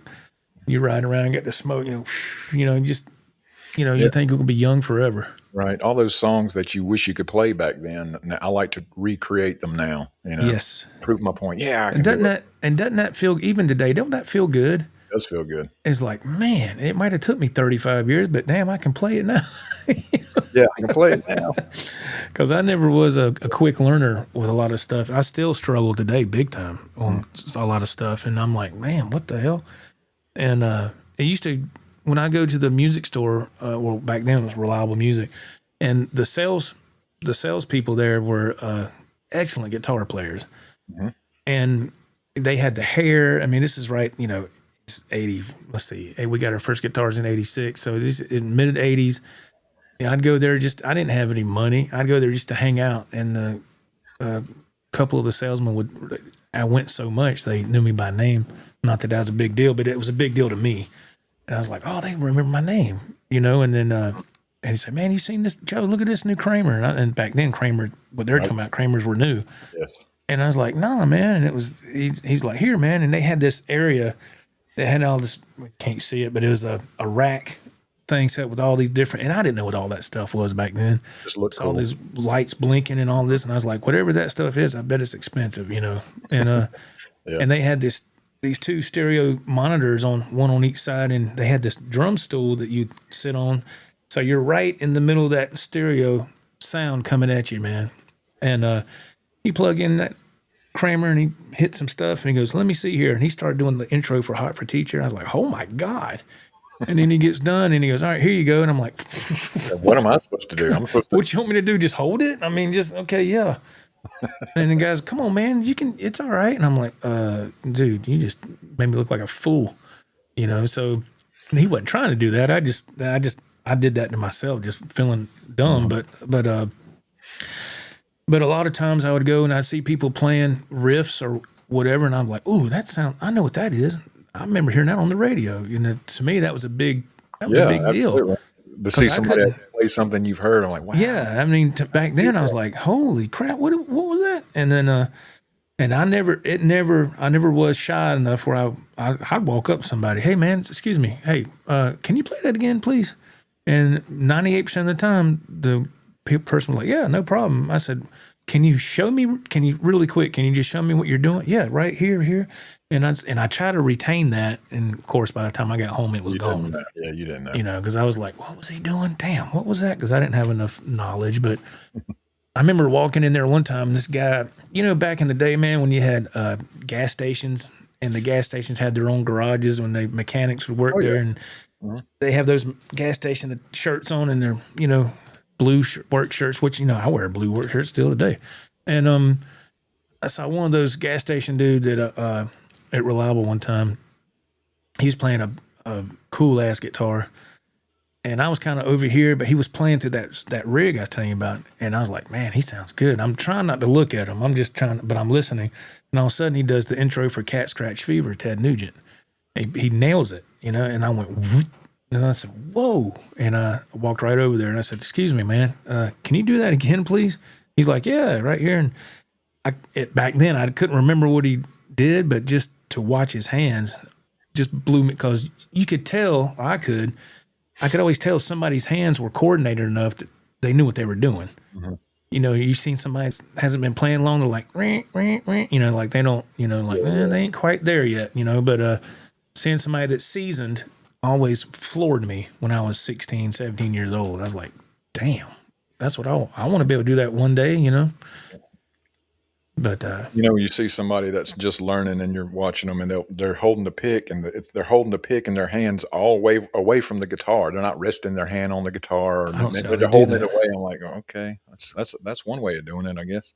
Yeah, everybody's got a different technique. That's something that what was that? What's that one guitar player's name? Marty Friedman, and he holds like his pick like this, like it's up like this, and I'm like, how the hell is he picking like this? And it's It's very unconventional looking, like, and to me it looks uncomfortable, but that's just how he plays. And I was like, and Eddie always had, I call it the hummingbird technique. Some people say the butterfly. I call it the hummingbird technique. And he would pick like this, and his pinky would be out, and he wouldn't. None of this would be resting on the body. It'd be up in the air. And I was like, how does he not hitting all the other strings? You know, I tried today. It sounds like, like, dude, what are you doing? I just started. But racket. You know, can you play something else? But it was bad. So I was like, well, I can't do that. So it just goes to show you, everybody's got their own way. Whatever works for you. Monty, is that Nafke? I can't make it out. Monty says, box set music is worth the trip. I live near the big box store. I drive right by it on my way to box set. Nothing like hanging at your local music store, just like we could do back in the day. Yeah, exactly. Yes, sir. That's the place to do it. And when you're there at a place like such as box set music, they make you feel at home. Yes, sir. EE Arts, hey, I hope everyone's having a great day. Thank you, sir. Thank you, man. You thought about buying a bass? Good boy, I hear you, man. Nice. Satch Rules, hey, man, how you doing? He says, hi, Joe, do you use different settings for your EVH flanger besides the EVH settings? No, I just use the preset that is what Eddie had, and that's what they say. I just use that. I don't use anything different, no. Let's see. Jimmy Z chimes in. He says, I mean, when we grew up in the 80s, melodic rock was the order of the day. Now I even love all the 80s stuff, new wave and all, that I wasn't necessarily into back then, but it's awesome now. Yeah, I agree. Is there anything you like now, Ralph, that you didn't back then? Anything pop to your head right away?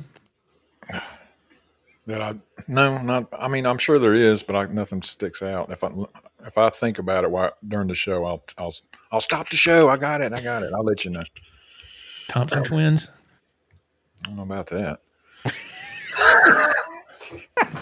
The Cure. Oh. Yeah. Yeah, that's still a. Frankie Goes to Hollywood. I had a couple songs, I think. That one they had to relax. I liked it. Not anything else I didn't care for. Yeah. Oh my gosh. He says. Right, said Fred. Oh God. I'm too sexy for. I was like, oh God. And without hats. Yeah. Men at work. Land down under. A lot of men doing stuff. Yeah. Yeah, that's right. Oh boy, Jimmy Z, all those movie soundtracks, etc. Man, what a great era for music and pop culture. Yes, 80s were awesome, man. Oh man, awesome. I love how they're trying to recreate some of that in shows and stuff today. It's true. All that's coming back around. Some of it's slowly making its way. Well, not slowly. It's been back around for a while, but I'm just now noticing it. Besides Stranger Things, but that show turned into something stupid. Captain Howdy, I like the heavier stuff too, but I grew up on Boston. Yes. Oh, yes, great. Def Leppard. Yes. Boston yesterday on the way to Crew. Yes. Coming home from the store we went to yesterday, I listened to Boston. Oh, I love Boston, man. Love Boston. Downtown AJ Brown, we definitely grew up in a bad time to learn to play guitar. 80 shredders made it feel impossible to learn how to play. All those VHS tapes. Just do this. Just do this. Okay. All right. He's all over the. Now you do it. No, throw that tape in the trash. Oh, Starlicks. I used to love buying those Starlicks tapes, man. I'd buy those just to watch the guy play, man. I remember buying the Eric Johnson, and whatever it's called. I forget the name of it. Eric Johnson. I was like, I know good and well I can't play this stuff, but I just want to see. Yes, it's true. It's fun to watch. He was a horrible teacher on that video. He goes, and we're going to start here. And he goes, and he don't even go like, okay, here's part one. No, he just starts playing.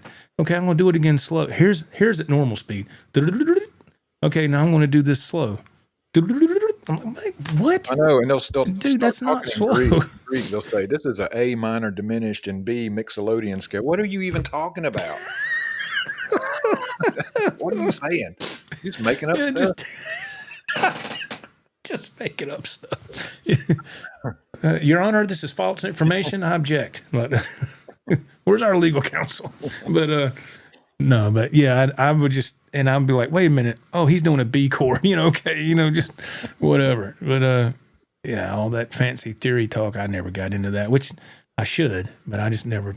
I'm not disciplined enough to worry about that. Mr. Kerry Crouch chimes in. He says that Joe and Ralph, I had to spend 3 nights sleeping with one eye open in a seedy Red Roof Inn just to bring us an awesome Sweetwater video. Oh, Joe and Ralph had to spend. Yes. Yeah. What other YouTuber would have done that for their subs? Yeah, that was sleep with one eye open. Oh my God. Yeah, that was a crazy trip, but it was fun. I wouldn't trade nothing for it. I wouldn't trade the memory. Absolutely. No, because that will never happen again, probably. But it was awesome, man. Let's see. Let me go down here to Mr. Rex McGee. He says, one thing I noticed about box set music was how organized the instruments and amps were placed throughout the store, and the prices were very affordable for every level of player serving the community. Yes. Sure was. That's one thing that I always look at when I go to a guitar shop. Are all the prices sky high, or is it going to be the playing field going to be a level playing field? Which to me, that's the way it should be. Not everybody can go in there and spend $4,500 on a guitar or a bass or whatever. I mean, if you can, more power to you. That's great. I know I can't do that, and I'm not going to do that. No, it has to be this or nothing. Organized too. It was. You could see what everything was. The amps were in a section. The guitars were in a section. I wasn't tripping over a pedal board like I was at Joe's house. Look out! Yeah, are you okay? We need an ambulance over right away. My mom over there with a broke arm. Joe's looking at his pedals. Did you break something? Yeah, my arm. Are you okay? He's all effed up on the floor. Help. I'm all jacked up. I'm like, hang on a minute. We need an ambulance right over right away. Did you mess up my wah pedal? I don't know, Joe. I don't. Can you slide over a little bit? Just we go to the hospital now. The ambulance pulls up. Cops. Okay, what happened here? I don't know. He tripped and fell. Was he drunk? No, I tripped over his pedal board. Cop says, what the hell is a pedal board? Fall down. They're tripping over it too. See, I told you. Wife comes in here. Right here. Oh. Bodies are piling up. The bodies hit the floor. Oh, man. Oh, my God. We're getting crazy. All right. Let's see. Thank you, Mr. Rex McGee. Yes. I recommend you buy a 3/4 scale guitar, Joe. I have one. I really like it. Okay. I have to think about that. 3/4 scale. Yeah, junior scale guitar, like for a little kid. Hagstrom is not my favorite brand. DBZ Yamaha West Tone 1980s Vantage. Okay. All right. Cool deal. I thought maybe that was your favorite, but I was wrong. So you like a lot of other brands. That's good. That's good. You old Hagstrom. Yeah. I figured that was like your main thing. Well, I know you just recently got it, so I just assumed that was your favorite one, but. Yes, Expose, Jit Boy. Yeah. Oh, yeah. Expose. Yeah. Good one. That's a good one. Okay. Satch Rules says picking is one of the hardest techniques to master. It took Paul Gilbert eight tears. Wow, he cried only 8 tears to develop. Wow. I can't do it, brr. Okay, that's 8 tears. You should have it now. Okay, that's it. Tear ducts are dry. That's all it takes. Only got 8. No, he meant 8 years. But yeah, 8 years. That's that's a long time, man. That's a long time. That's Miscellaneous, all these other names. It's a Nickelodeon scale. Edwin says, Right. Refrigeratarian. Yeah, there's all these. all these crazy names that I was like, what? Captain Howdy, Joe, do you have a Discord? No, sir, I do not. I tried that years ago. I couldn't. I just didn't have time to mess with. I was like, yet another social media platform that I don't have time to do. So I deleted it. So no, sir, I don't. I didn't know what he's talking about. Drop cord? No, Discord. It's just another social media thing, man. That I mean, there's so many different platforms out there. I can't keep up with them, but I did have Instagram and Twitter for a while. I deleted all that stuff. I know Facebook and what's the other one attached with Facebook? I can't even think of it. But anyway, they're trying to push this new one, Threads, on me. Your friends are on Threads. Why don't you download it? I don't want Threads. I don't need another thing to keep up Yo, with. man, I like your Threads, cuz. I know. I'm being a grumpy old bastard. I get it. I don't need another freaking app. Yeah, I got enough of that on my phone, man. Yeah, I'm a grumpy old bastard. I don't worry about all that stuff. Randall Vandergriff says, Joe, do you still own those Keith Urban guitars? I own one. The old one, the other one, oh, they're both old. The other one that he came out with later, it was horrible. I gave it away. But that first one, it's a Les Paul style. It's actually a nice color. And for what it is, it doesn't play bad. And so, yeah, I still have that one. And it plays pretty darn good for what it is. It's you wouldn't get nothing for it, because but yeah, it's not bad. That's all right. Yeah. Jay says, we just saw Uli John Roth from Scorpions early days. He did his music for the first set and one of the early Scorpions albums for the second. Wow, he can play. Yeah, I've always heard a lot of cool things about, is it Uli, I think? Uli. I had a cousin named Uli. Really? I didn't know that. All right. Ralph says, so shows what you don't know. Oh, Mom's named Heidi. I mean, when you come on, man.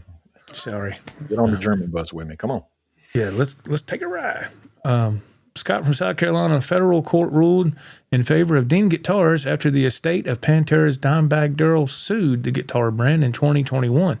The lawsuit cited unlawful use of the Stealth and Razorback guitar body shape. Okay. Ooh, they ruled in favor of Dean.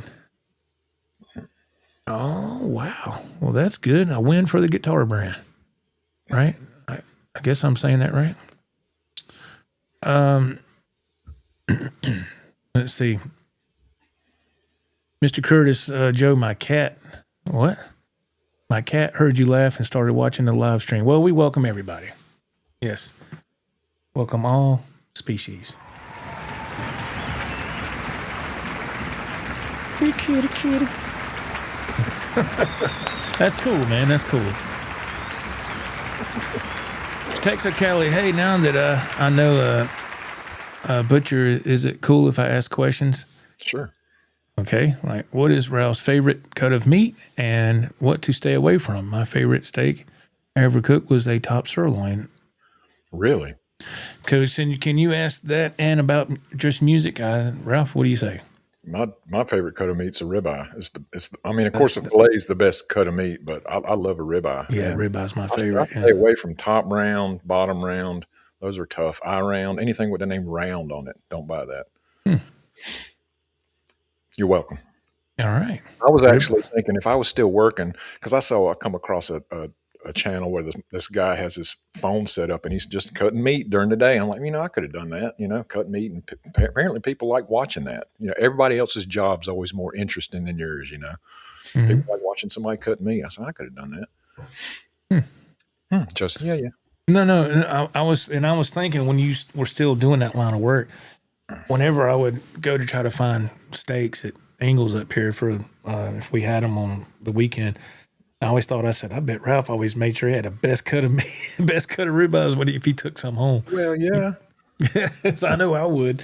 I'd be like, not this one. Here we go. Yeah, I go through a whole case of ribeyes to find one I like. Oh, that one's good. Let's get that. Yeah, heck yeah, man. The only perk I get, we don't get discounts or anything. At least I can do is, get a good cut of meat. Yeah, absolutely. Heck yeah. Jay says, have you heard Chris Buck. He has a cool hybrid finger picking style. Never heard of him. No, sir, I have not. Hybrid finger picking. That's something that's really difficult for me. I can't do much finger picking at all. It's just but that's awesome. Joe, I guess Joe and Ralph. Joan. Joan. Calling him Joan. Everybody call him Joan. Ralph. Joan Ralph. Did you guys buy anything at Box At Me? I bought a strap. Joe did buy a strap. And it was it's a locking strap. Yeah, it was a great deal. So I had to go ahead and had to pick that up. Yeah. Yeah, man. Let's see. Scott from South Carolina. Oops. Let me go right up here. It jumped on me. Let's see. Hang on. Okay, here we go. Scott from South Carolina. I apologize. I have a Keith Urban guitar LP shaped. It came with a little amp. Yes. I think I paid $99 for it used. Wow, that's great. I got it because my wife loves Keith Urban. So does mine. We have gone to his shows. Same here. We went to, I think the name of that tour was the Love, Pain, and the Whole Crazy Thing. Went to back then it was the Bilo Center. I still call it the Bilo Center, even though it's not called that no more. But The Well. Sir? It's called The Well. That's what it's called now? Bon Secours Wellness Arena. Oh, okay. Well. I was about to say, dang. All right, but saw Keith Urban there. I think it was near my wife's birthday at the time, so I got tickets when we had pretty decent seats. We were on the floor, but I love his guitar playing. I mean, I'm not really. There's a couple of. He's a great entertainer. There's two of his songs I like to play on here sometimes. I know it don't go over well with the audience. They're like, oh my God, what's he playing? But it's I sometimes like to go off script a little bit to show that, I can play something different. It's not always this, but those songs are really great songs. He's a phenomenal guitar player. He's puts on a great show, like Ralph said, great entertainer. And I still have that Keith Urban. I got it it was one of those channels, I don't know,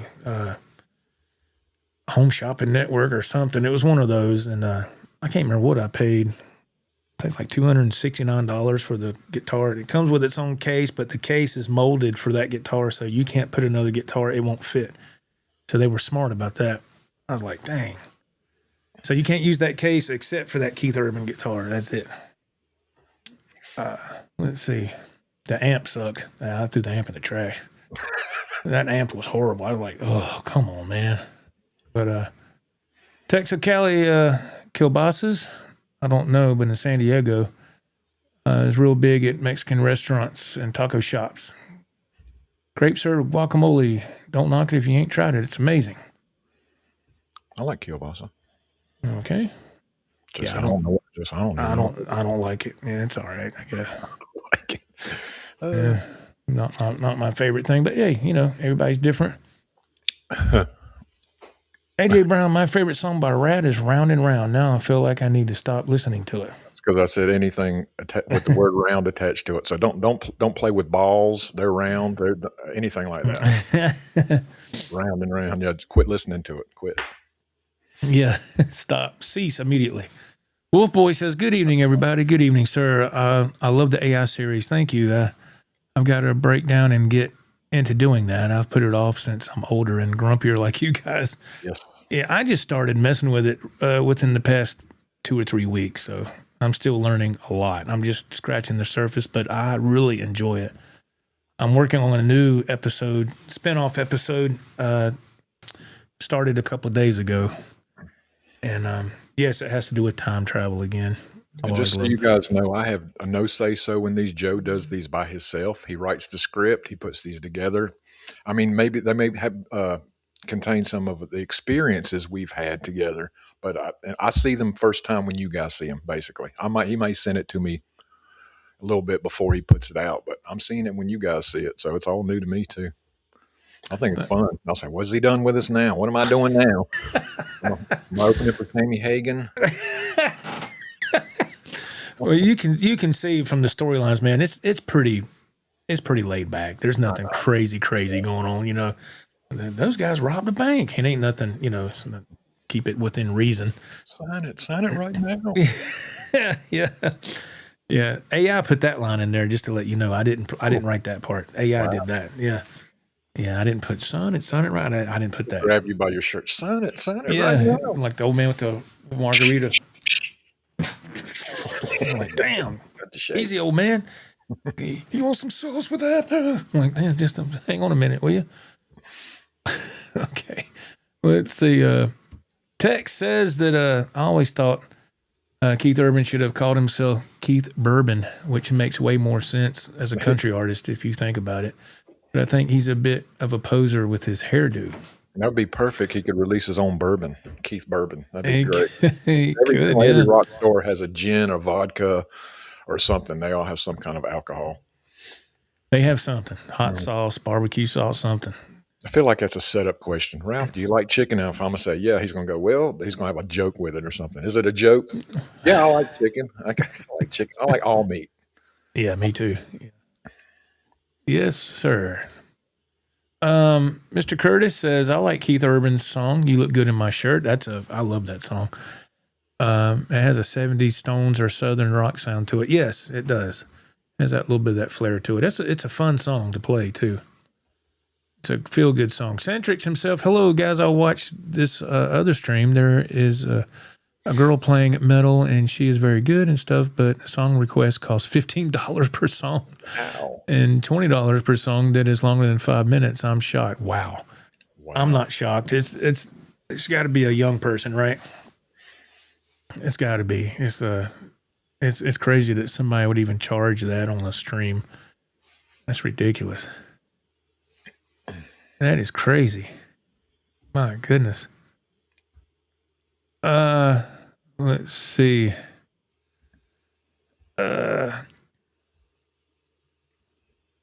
Texo Cali says, now Brad Paisley, that guy is a guitar playing son of a gun. He is a wonderful guitar player, but I'm not so into Telecaster guitars. They're okay, but Strats are king of the Fender world, in my opinion. Yeah, I love Strats too. Yeah. I got a couple. Well, I got one Tele. It's amazing Tele. Yeah. But yeah, Brad Paisley he's. Whew. They say that he's the Eddie Van Halen on cornbread. That's what my son told me. They say Brad Paisley is the Eddie Van Halen on cornbread, country version of Eddie. I was like, damn. I do not like cornbread. Yeah, I'm not. My wife loves it. I can take it or leave it. But yeah. ST3, what's going on? Dig the storyline. Hey, you came off the stage with an acoustic. Y'all did an acoustic encore. I was blown away with that too, ST3. I saw that and I said, wait a minute. That was AI put that in there. I did not type acoustic guitar around my neck. But I think Joe's allergic to acoustic guitars. I just don't care to play acoustics. But I saw that and I was like, well, okay, I can't edit that out. And I was like, oh, well. But yeah. Let's see. You ought to put us wearing Crocs and stuff. Crocs and eating Little Debbie's. See how that comes across. Yeah, that's funny. Downtown AJ Brown, episode 7 will be when they are in a hotel room in Indiana and play a show at Brandy's. That's awesome, man. Yeah, it is. I don't know if AI would let me take it that far, but that would be hilarious. That would be hilarious, man. That could be good, man. Can I do that in the timeline where we're teenagers? That'd be funny. Go have at it, man. I might try it. I don't know. AI might revert it to something stupid. True. We can't do that. Oh, can't use the red roof in. It'll be like the black basement dungeon. I don't know. What would it call it? Do the opposite of red roof. What's the opposite of red roof in? Yeah, I don't know, man. Oh my gosh.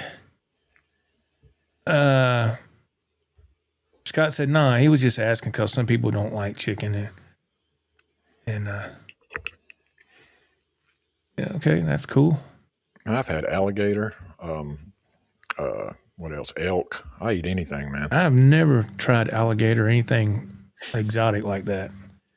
Never pretty much went too far off script with something like that. I've never had frog legs or nothing like that. I was like, I don't know if I want that. I'd probably eat frog legs. Centrics, people actually pay for that chick to play the song. She must be one of these that's scantily clad or something, maybe. That's what I was going to say. Something like It's that. got to yeah. be something like that. This can't be just some ugly tick. Yeah, I'll play a song. No, nobody's going to pay for that. Right. But let's see. So it's an OnlyFans page, huh? It could be. I don't know. Could be. Centrics himself, Strats are king in my opinion. Yeah, I love Strats, man. ST3 says Telecasters are fantastic. Date back to the 50s. Yes, sir, they do. Yes, sir, they do. Let's see. Let me go to Centrics himself. He chimes in again. He says, I like that one backstage scene where everyone was shaking hands and Joe suddenly shook hands with the other Joe. Yeah, there's no telling. There is no telling when there's going to be hiccups like that. Yeah, you watch real hard or look at it really closely, you can see all kinds of little things like that, little mistakes. Kind of makes it funny to me. Yeah, I'll see little hiccups like that, and I'm like, what the hell is going on?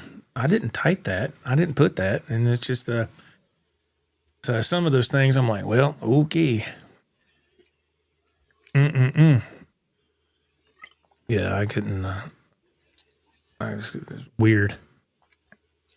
Cornbread needs cheese in it. Makes a world of difference. Tastes a lot better. It's just so dry, choking on it. It is. It is. Yeah, my wife, she loves cornbread, and that's why I don't have it. But it's dry. It just is in general. Yeah. I don't really care for bread in general. Yeah, it's kind of a rough texture. Mr. Curtis, speaking of Eddie and I guess Van Halen and Brad Gillis, when I saw Brad in concert, he played Hot for Teacher. I was going to say that. Yeah, if you look that up on YouTube, he plays the heck out of that song, man. And it's cool that the audience is really into it. I didn't think I'm like, oh boy, are they going to like this? We don't want to hear that. Oh, but no, they were cool. Let me see here. There we go. Getting this thing to move. Sorry. Scott from South Carolina says the Nashville Telecaster has 3 pickups and a 5-way switch. It gets you closer to Strat versatility. Nice, man. Tech says my buddy builds $5,000 to $10,000 guitars for celebrities that I apprenticed with. He swears that Telly is the best guitar ever created, but I don't see it. They sound good for country, but are hard to play. All right. Right on. Yeah. Let's see. Oh, the hiccups in the AI. The hiccups are what make it really funny. Yeah, I'm glad y'all have an open mind because I see those and I'm like, oh no. I'm like, what is going on? Because there was a couple of scenes where of course I had to delete all this stuff out and I'm like talking and all of a sudden my whole body changes, if you know what I mean. And I'm like, what is going on there? And then it morphs back to my normal self. And I was like, oh God. I said, hope we got to cut that out. I was like, that is not going to work. So, Jet Boy says that Texas Roadhouse, I think, has gator bites. I don't know. Ralph, do you know that information? I don't know. I've had gator bites, but not from Roadhouse. Gator bites are good, man. They really are, and they're usually made out of the gator's tail. I guess I don't know if it's tender or not. I don't know. They were good though, very good. Let's see here. AJ Brown, she's actually a little awkward and definitely not an OF model. She's from Austin and gives off woke vibes. Oh, okay, gotcha. Oh boy, here we go. Did she got purple hair or something like that?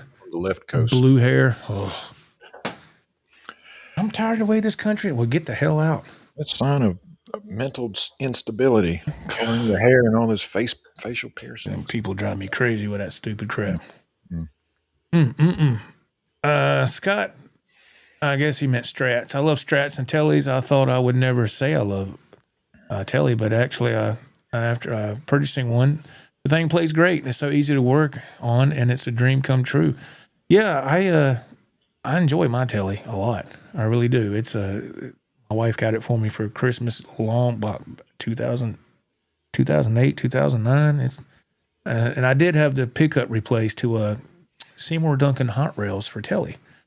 So it's a lot more of a higher output pickup. Got a lot more gain to it. Scott says, I upgraded my telly with a hotter pickup. There you go. In the bridge, so it's perfect for rock. Yeah, now you're talking. Now, yeah, because those stock pickups are too weak. They were for me. Cring, cring. Oh.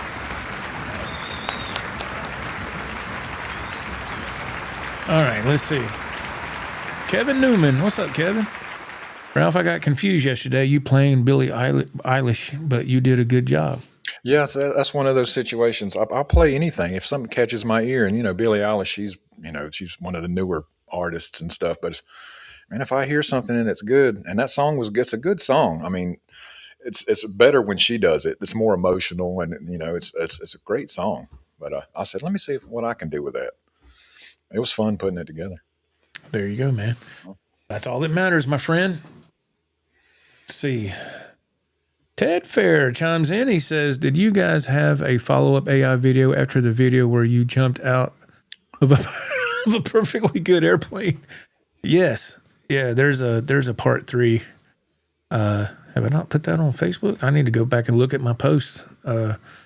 Yeah, I don't know why it was in excellent shape, but it wasn't supposed to. It was supposed to have smoke and stuff, and I guess AI doesn't allow that to put in don't let you can type it in the script, but AI has the final decision on that. My wife was concerned, you don't have a parachute. And then all of a sudden, there it is. Then all of a sudden I had one. My wife said the same thing, because whenever I get one done, she actually enjoys watching them, which I was glad.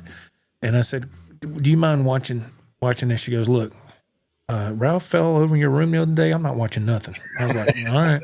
No, but she said, yes, I did it. And she goes, wait a minute, rewind that again. And I said, damn, I knew exactly what. She goes, how come Ralph don't have a parachute? And I said, he will in a second. I said, I don't know why. I don't know why. My wife was all concerned. It's not real. I said he has one, and he gives it to the stewardess. I was like, "What's he doing?" And then he gets it I'm back. a giver, man. I'm a giver.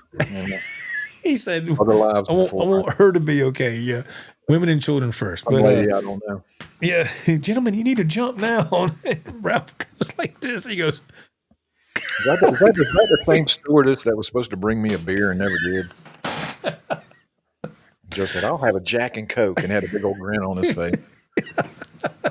Never did come. Then I gave her my autograph on my shirt. So that's why they're great. Man. Oh God! Yeah, that was. I watched that back, and I was like, "Oh my God!" I was like, "What is? Can this thing not get this right?" And that's what takes so long, man. Because I'll see some ones that are messed up, and I'll do them all over again, and it takes forever. And I was like, I'm just going to let that go, man. I done did it 3 different times. But Adam just sent me a link of that girl they were talking about playing guitar. I've seen her before. She is really good, man. She's really good. But paying for a song, I don't know about that. Yeah, that's a little much. Yeah, but she is good. Okay, well, good for her.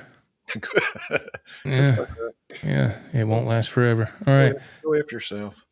I mean, Scott from New York. I mean, look at Ralph Macchio did with the telly. He beat Steve Vai in a guitar tool. That's right. Right. Yeah, man. Anything's possible in make-believe land, isn't it? Tex says, but lately I've been desiring to explore the Gibson world more because of their great tone. Santana, Pete Townsend, Leslie West all played guitars with P90 pickups in them, and I want to see for myself. I've heard a lot of people favor P90s, and they do have they're kind of a different thing all to themselves. I just never could get on board with them, just for me personally, but I know of a lot of people that like them, yeah. Let's see. Mad Axman is next. He says, John 5 gets some heavy sounds out of his telly, signature telly. It plays great. Yeah. Yes, he does. I used to have one of his Squire tellies, and I sold it. It was the gold.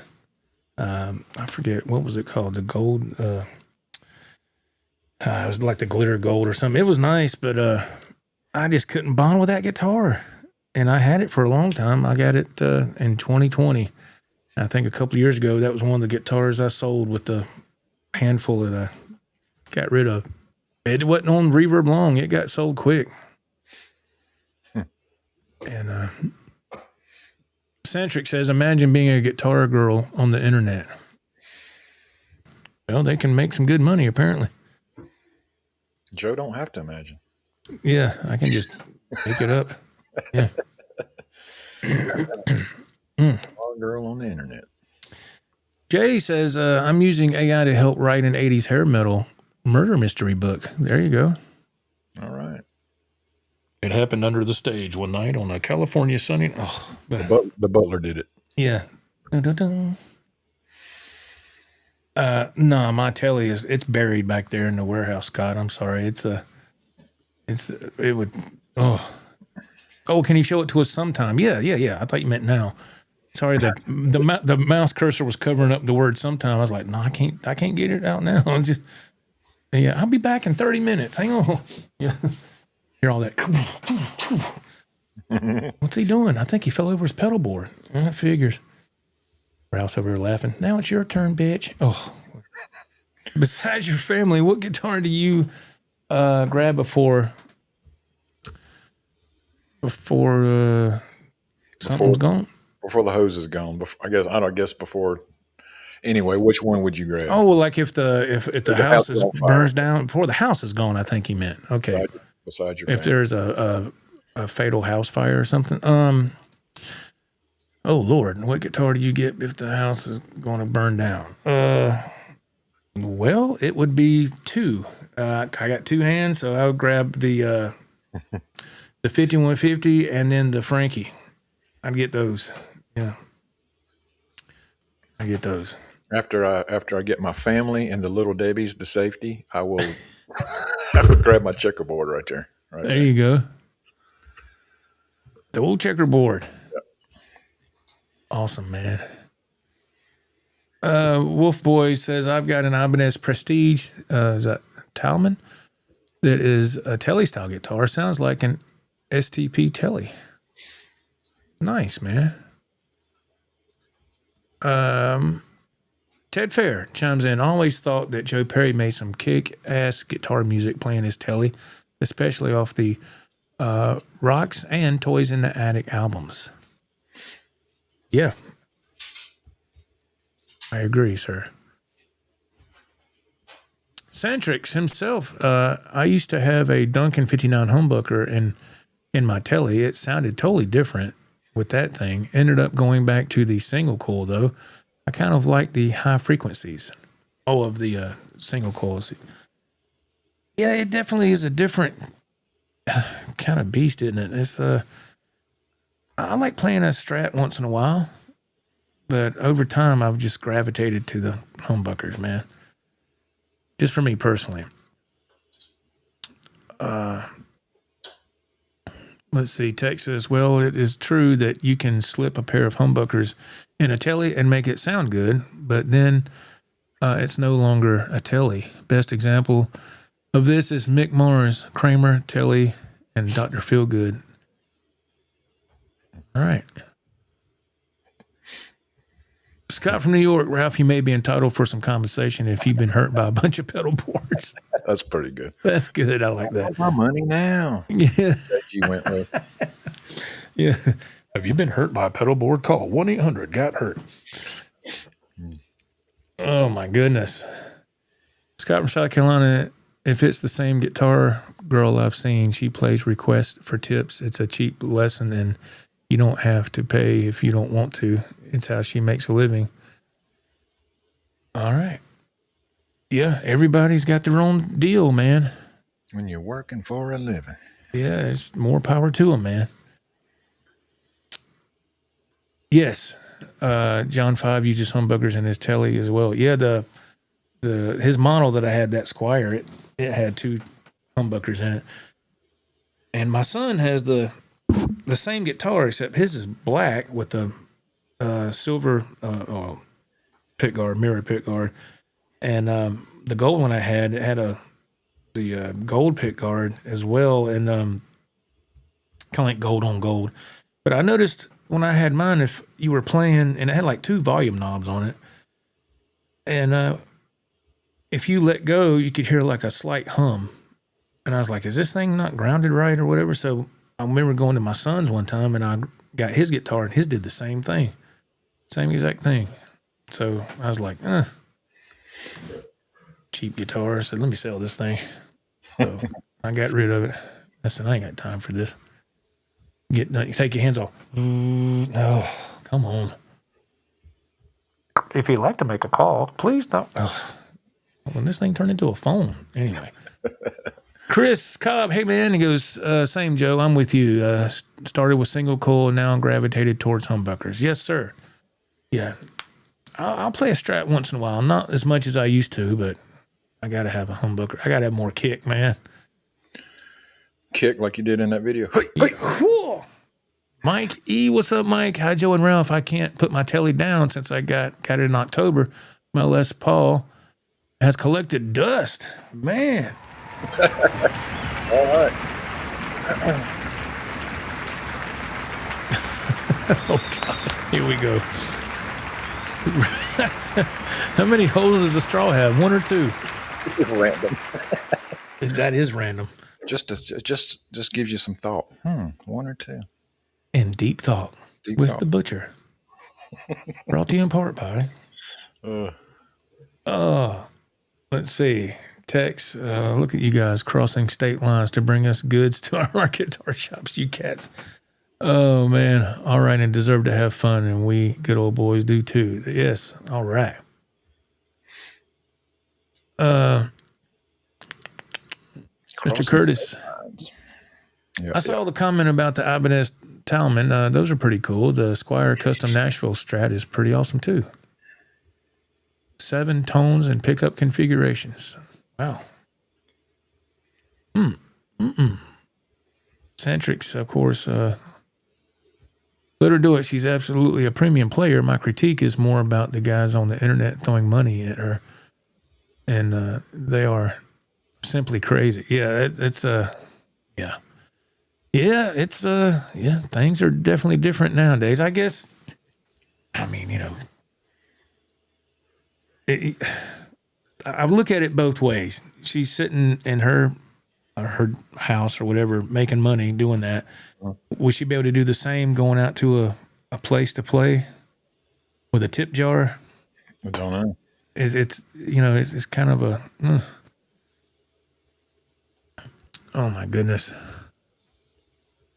Let's see. Kevin Newman, he says that I'm happy tonight with all this misspelling. I thought I was the only one. There's been quite a few, sir, but that's okay. Sometimes it throws me for a loop because I'm like, what does that say? Figure it out, yeah. I'm trying to figure it out, yeah, because it's, I'm like, oh, what is that? But it's all good, man. It's all good. Tech says, I like the video you did on swapping out the Floyd Rose special trim for the Godot 1996 T. I bought the Floyd Rose special for an upcoming build before learning you don't like them and might have been a mistake. Well, that's just my take on it. So, yeah, I'm not, please don't think that I'm saying that's what you have to do. That was just, there's some Floyd Rose specials that work great. I've heard from other people. I mean, that really lit the fire under some people's tails, man. They lit me up in the car. You don't know what you're talking about. You don't know what you're doing, and you're not doing this right, and blah blah blah. I was like, damn, dude, calm the hell down. Right, everybody's a critic, aren't they? And so I'm just telling you what doesn't and does work for me. It doesn't mean that it won't or will for you, but you know, I decided to go with the Godot 1996 T because it's great quality, and I didn't want to drop $275 for the same type of quality on a Floyd Rose, German Floyd or whatever you call it. And, but that's great too. But I was like, well, so I just went the Godot route, and I've been very happy with those ever since. And I started swapping a lot of those cheaper Floyd units out for the Godos, and I swapped the post out too, and I've never had a problem. They've all done really well for me. Swap and shop. Yeah, swap and shop right here on WJOE. But, oh, okay, I said it wrong. Simping is a term for these guys tipping women lots of cash for a bit of attention. It's a whole category for internet. Oh, see, I'm totally out of the loop. I'm sorry. Yeah, she can probably make some decent money doing that. A guy doing that, nobody's going to pay him money. No, that's correct. I'm not paying him I money. agree. Yeah. She's using what she's got. Yeah, I mean, I'm not saying it's wrong. I'm just, only thing that gets me is the, I ain't gonna go in all that, but No, please do. all these damn Karens and stuff that, stupid. Scott from New York, for the longest time, I played my Strats with single coils, and they've been sitting in their cases. So then I went to humbuckers, and well, now I'm back to my Strats with a single coil, rocking them out. There you go, man. It's fun to go back and forth sometimes. I do it from time to time. Absolutely. Jip Boy says only telly I kept was a PRS. All right. Scott from South Carolina, you can upgrade the saddles and post on the special. I've done that. Yep. And the base plate is good. That's correct. Yeah. I that was something that I figured out. The light bulb didn't go off till a lot later. I said, wait a minute, do I need to get rid of this whole unit? So I went ahead and just upgraded the long screws, the short screws, and what else did I do? Something else I did. And it was fine. Yeah. And so yeah, you can do that. You can upgrade those parts on the special and they'll be fine. I replaced a lot of that stuff with stainless steel and it held up. But you got to change out those posts too. Upgrade them. Let's see. Let me go here. Tim, as Mr. Tim says, John 5 has a new telly coming out, blacked out with humbuckers. Kill Switch and Floyd Rose. Don't see Floyd's on tellies that much. It's like a unicorn. Yes, I agree. And when I'd see clips of John 5 playing, I'd say, man, he's got a Floyd on that thing. I said, I wonder if that's a prototype because, yeah, you don't ever see that. I thought it was interesting, yes. Scott from New York, and if I want more grit in my overdrive distortion from the single coils, I just have an extra overdrive pedal. Mm-hmm. Right, or I watch True Grit by John Wayne. Oh, all right. Well, you could do that too. He didn't say that. I threw that in there. Gunsmoke. I go to my grandparents when I was a kid, and they'd have Gunsmoke on, or either Lawrence Welk or the news. I was like, oh. Man, did you have fun at Grandma and Grandpa's? Mm-hmm. Not even a little bit. The Lone Ranger. Oh, my goodness. Mullet, the guitar guru, sorry about the misspelling. Even German Floyds need love too. Yes, those are the top tier. Those are great. I just didn't want to drop the money for them, so I went with the go-to route. But yeah, German Floyds are amazing. Yes. I have one, and don't have no issue with it at all whatsoever. Chris Cobb Music. Joe, do you use OBS for video, or how do you run video for this channel?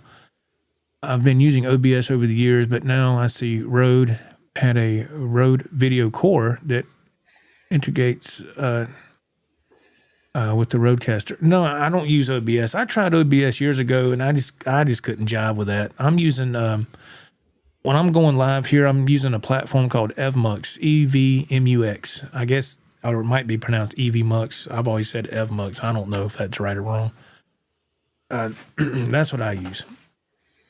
I was using StreamYard for a while, and then my computer, laptop, it just wouldn't jive with that program. I kept having issues, so I went to EVMux, and it's been great since, thank the Lord. So I've been with EVMux now for over a year. Mm-hmm. Let's see. Tech says that guitar that you did the Floyd Rose swap on looked like an EVH Bumblebee black and yellow, but did you do that paint and stripe yourself? The yellow stripes didn't seem to go all the way around. You were correct. Yeah, that was the one that I did that. That paint job is horrible, and I admit that. That was the one that somebody on that video commented, I don't know where you bought that guitar, but you need to return it. That paint job's horrible. And I was like, I remember when you painted that one. Guilty. Yeah, I did it. And because the tape, the yellow stripes are wider than what they should, because I didn't have any other tape. That was all the tape I had to choose from. And I was like, nobody's going to see it. Yeah, they are, dumbass. You did a video with it. So yeah, it was.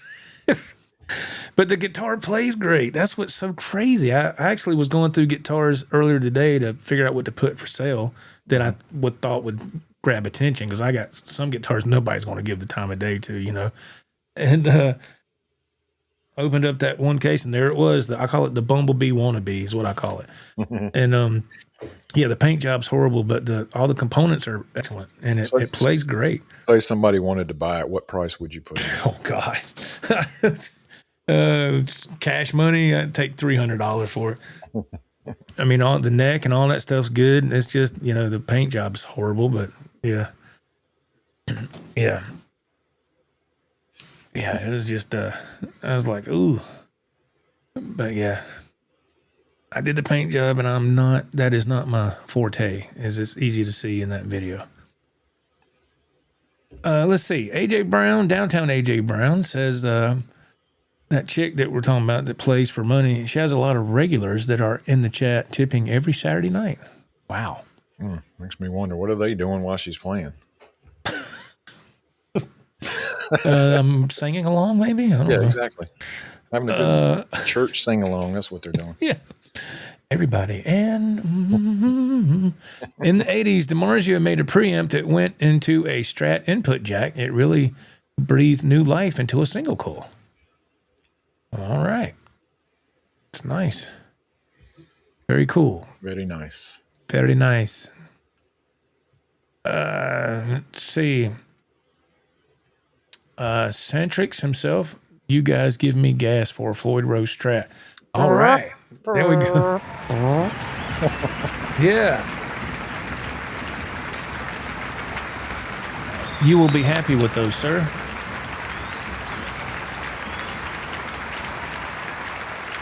Scott, I have yet in my lifetime to ever see a left-handed Floyd Rose equipped Strat for sale. That is a great observation. I have not seen that either. I wonder, it has to exist though, right? I mean, because there are, quite a few, well, a lot of lefty players, even though I don't see many of them, but there's got to be. I'm sure there's got to be somewhere, but I've never seen that either. Man, that's a great observation. Great point. Man, let's see. Neck Diver, what's going on, man? Ain't seen you in a while. Hope you're doing well. Didn't I hear that Jimmy Page used a telly on Zeppelin's first album? I want to say yes.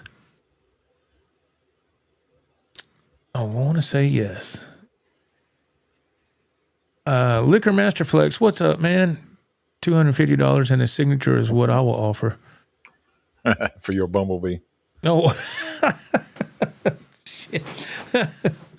Yeah, man. Oh, my goodness. And a signature. And a signature. On your shirt. God. Yeah, on my shirt. I'll just go. Let's see. Scott from South Carolina. A lot of Charvel models are Super Strats and have Floyds. Yes. Correct. That is correct, sir. Yeah, man. Let's see here. Let me go up to Texo Cali says, you know what, Joe? That's okay, because I'm thinking about doing a Frankie guitar in the future, and I think I will experiment with doing the stripes on a piece of scrap wood before I start to paint. That's what I should have done too. But my patience has always been very low. Let's do it now. When I'm out there, don't even let time. It needs to set for a day or two. No, wait 20 minutes. Do it again. Keep going. But yeah. So that paint job was a complete fail. But Yeah, I own that. Mr. Mike chimes in and he says that I think I missed the boat with the Floyds. Would have been nice to have a guitar with one in high school. The only guitars I've bought in recent years with a bar are Strats, and I blocked them. Yes, that's good. That's a good thing to do. Yeah, very, very smart. Very smart move.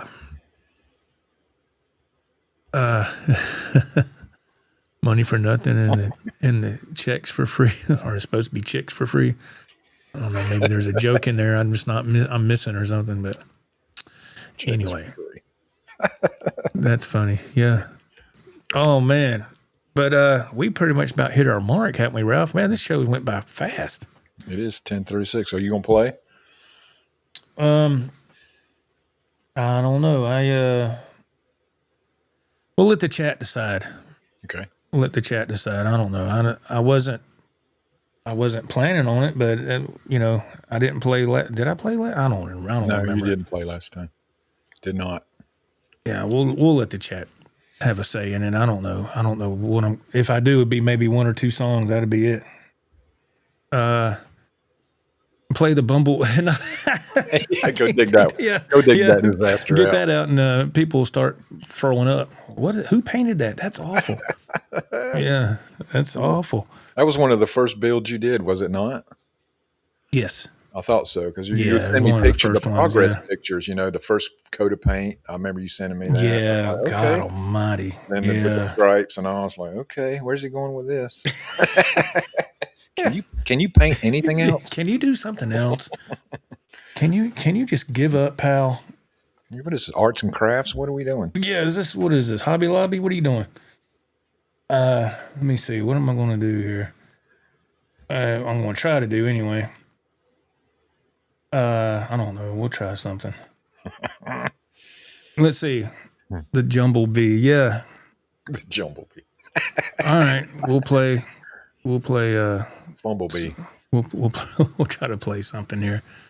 Let's see. Let me get my camera prepared. And 3, 2, 1. It's like magic. How did he do it? Ralph said, I know what he didn't do. He didn't go to that plastic surgeon and get that ugly off his face. Damn. Wow. Where does that come from? Joe bashing himself. Wow. Oh, God. Gotta have fun, man. All right, let's see here, folks. The Jumblebee, the Bumblebee, the Stumblebee, the Crumblebee. Let's see, which guitar is he going to pick? Put it in the chat. Which one's he going to pick up? Probably not too hard to just figure out which one he's going to pick up. And he'll probably play a Van Halen. Surprise, right? There it is. 5150 time.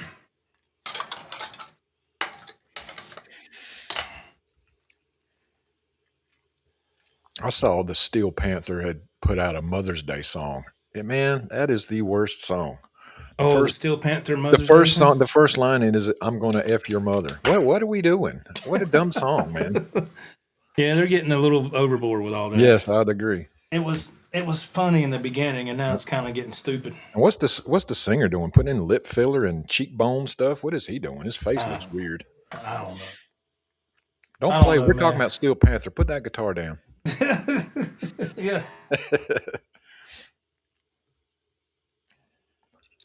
Yeah, man. Shoot.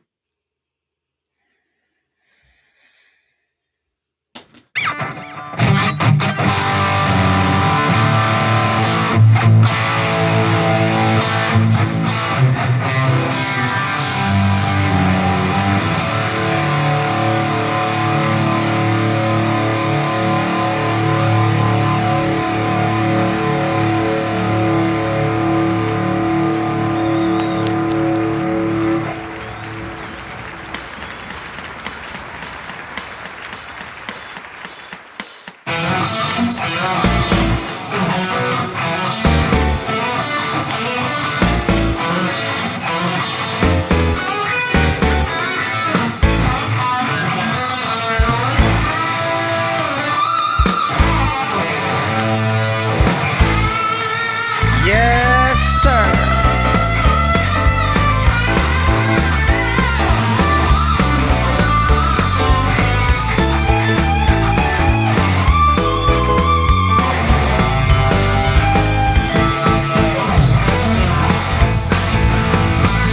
Well, the bigger the city, well, the brighter the lights. Bigger the dog, well, the harder they bite.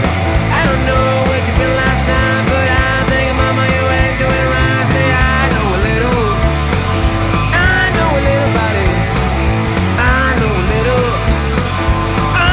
little body.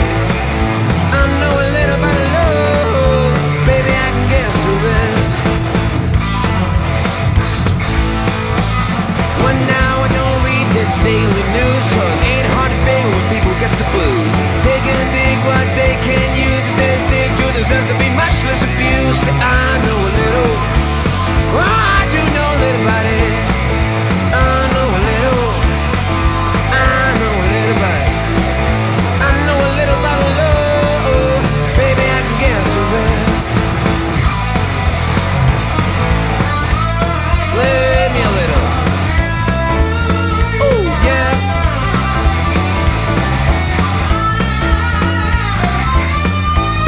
Yeah.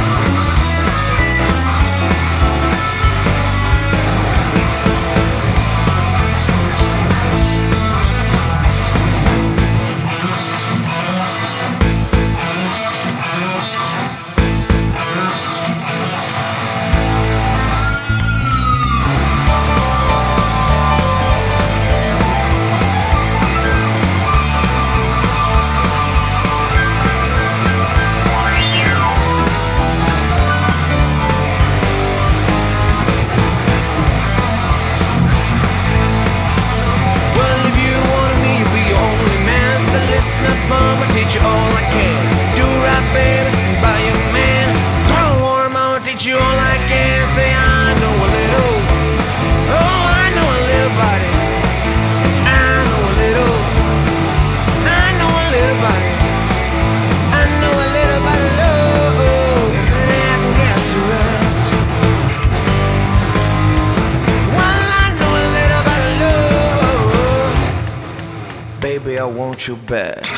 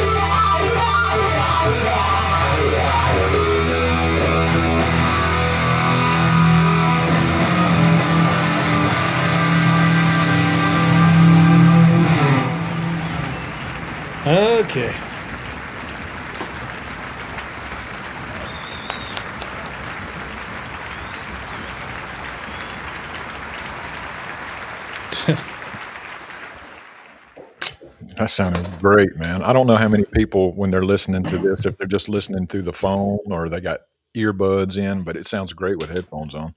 Oh, thanks, man. Yeah, it's a lot of mistakes in the beginning. I just started working on that Skinner song recently, so I played it 4 or 5 times before we went live, and I finally got it smooth. And then when I play it, it was a train wreck, but the timing was off. But anyway, it'll get smoother. Yeah, absolutely. I was like, "Good luck, pal." Oh, it'll get there. But anyway, that's just the brakes. The brakes. Brakes, jailbreak. That's just the brakes. It'll get there, man. Yeah, it'll get there. You're just a beginner. You'll get there. Oh. You're still learning all the crazy scales and stuff. They got the Miscellaneous, the refrigerator, the all kind of crazy scales. Refrigerator. You'll get it, Joe. You'll get it. Yeah, we'll get it, man. We'll get it somehow or another. Yeah, just work on it some more. It'll get smoother. That was a train wreck, but anyway. Woo. People were loving it. Well, y'all are very kind. Thank you.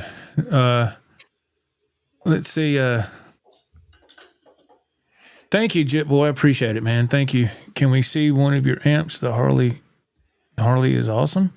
It's over there, and the Marshall's over there, and you can't see when I point with this camera. Good God, I'm sorry. I'm thinking that I still have the other camera up. I'm sorry about that. Here. Full screen. I'm sorry about that. Anyway, Marshall cabinet's right there with the Marshall DSL 100. It's hard to see the PV 5150s right here. It's facing this way because I can't turn it. I don't have no room to. And but the Harley is out of frame. It's the 212. You can't see it. It's out of frame. But sorry about that. But yeah, that's pretty much it for now. If I'm not mistaken, Tuesday there should be another cabinet delivered here. Marshall cab. Yeah, that was a thing. That was a thing. Yes, I had ordered it originally from Guitar Center, and I never heard from him for like a week and a half. And I said, "Look, man, I called him back. I said, look, just delete that, cancel that order." Okay, and then a week goes by, and then I get an email from them saying, "Your order's on the way." I was like, I thought I canceled that, right? But I went ahead and paid for it. I had it on my Guitar Center card. I went ahead and paid it. It was a good deal. I just hope the cabinet works okay. If it don't, I'll have to take it to the Guitar Center and get my money back. How's the Harley Benton doing? It's doing good. Yeah. It's doing good, man. It is doing really good. I love that little 212. Really good.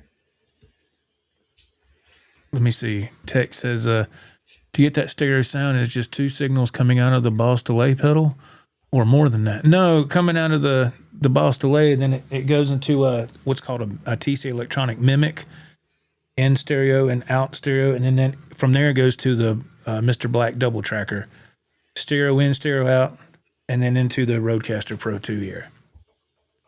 Yes. Yes. Thank you, Mr. Crouch. I appreciate it, man. Thank you. Yeah, we'll get tightened up on that Skinner song. I gotta go over it some more. I went in cold on that one. Joe, I've noticed you've had missed a few pinch squeals on the 5150 lately. Do you attribute that to the guitar or the Marshall?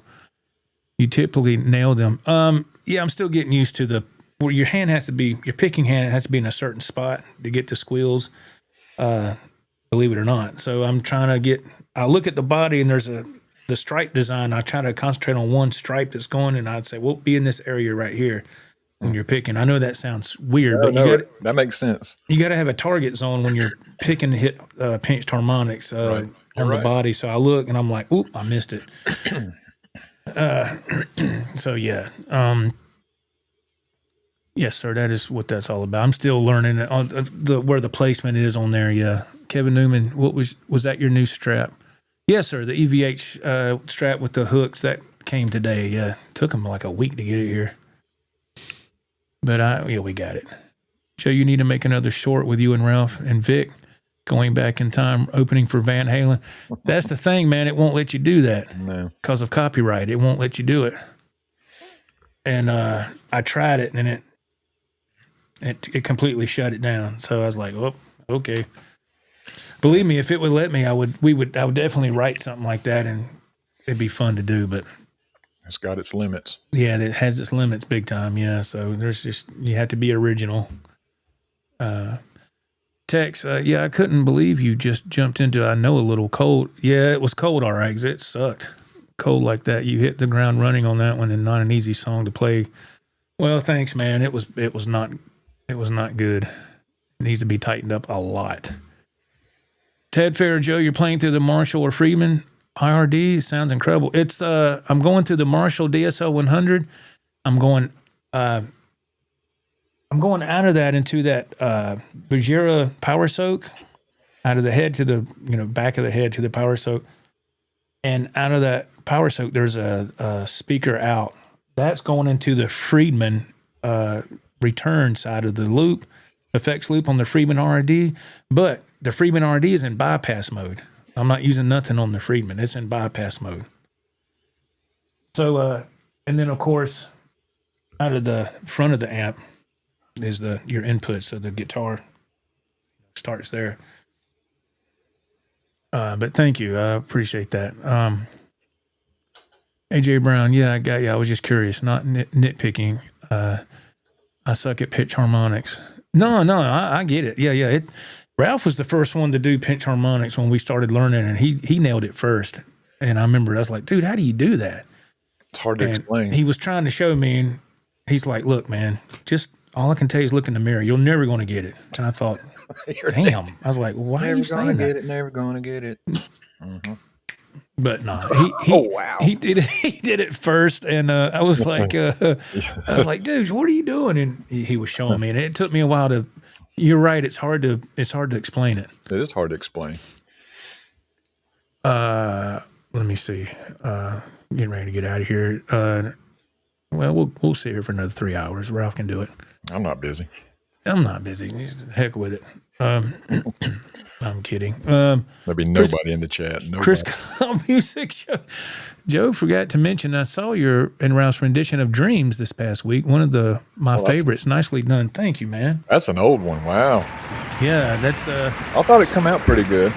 Yeah, we were very happy with that. Yeah. We did a lot of practice on that one. And that was one where, that was back in the day. That was when Ralph was playing at his house and I was playing here, and he sent me his video, and I had to sync all that stuff up on my end of things and make it all fit like a puzzle. Yep. Mr. Curtis, the songs were fun, sounded good. I'm looking forward to going back and listening to them with headphones tomorrow. We'll bypass the first two. Skip them. Edwin Crane, Ralph, you also rock. Yes, he does. Oh, wow. I appreciate that. Yes, he's very, very talented, man. We just give each other crap all the time, just being stupid. Yes. Tech says, hey, someday can you show us how to hook up the power soak in a video? I never have seen that in 40 years of playing. I only heard about it. Yeah, it's easy, man. It's if you look at my video where I got the Power Smith MT15, if you go back on the channel, I don't know, maybe 6 or 7 videos, you'll see where I hook up that PRS amp head to the power soak, and it's the same principle for the Marshall. So if you look at that, I show you how to do it. Yeah, Kevin Newman, you can also open up for Sammy Hagen. Yeah. Sammy Hagen. Yeah, that was funny. Oh, AJ Brown. Let's see. Are you guys going to practice next Friday? No, my mom's got to have a procedure done at the hospital. Mm-hmm. So I can't. You need to be there for that. Yeah, I can't. We can't do that in that weekend. I mean, that Friday. And I'm going to make sure everything's good there.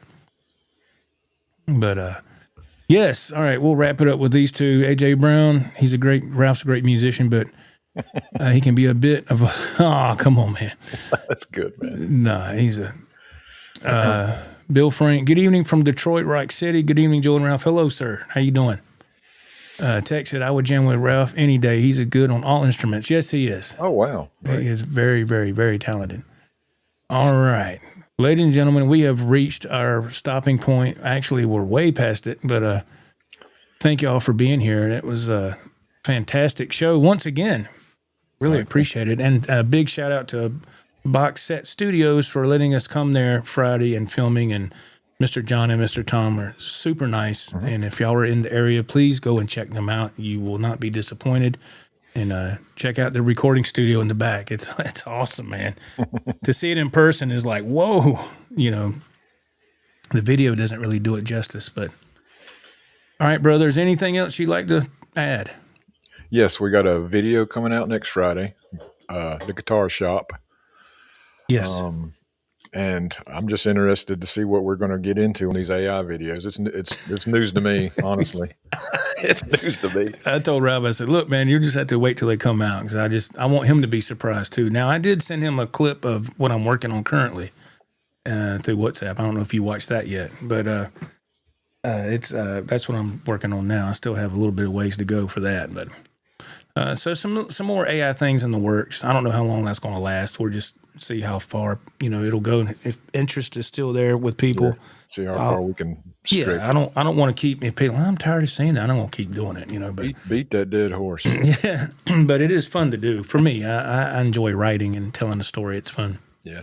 So, all right, everybody, thank you so much for being here. And Ralph, thank you for being here, man. Appreciate your time. Absolutely. And everybody, I appreciate it. And don't forget to check out Ralph the German Butcher on YouTube. Check him out. Give him a subscribe. Check out his content. It's awesome, man. You will love it. He's an incredible musician, and he edits all. He does everything himself. He does it all by himself. So that's a pretty big deal in my book. Thank you. So, absolutely. So kind of a big deal. So legend in my own mind. But everybody have a wonderful rest of your weekend. Be safe, and I'll be back to work tomorrow. So until then, we'll see you later. I'm Joe. I'm Ralph. Have a great See you month. later. Take care. See ya.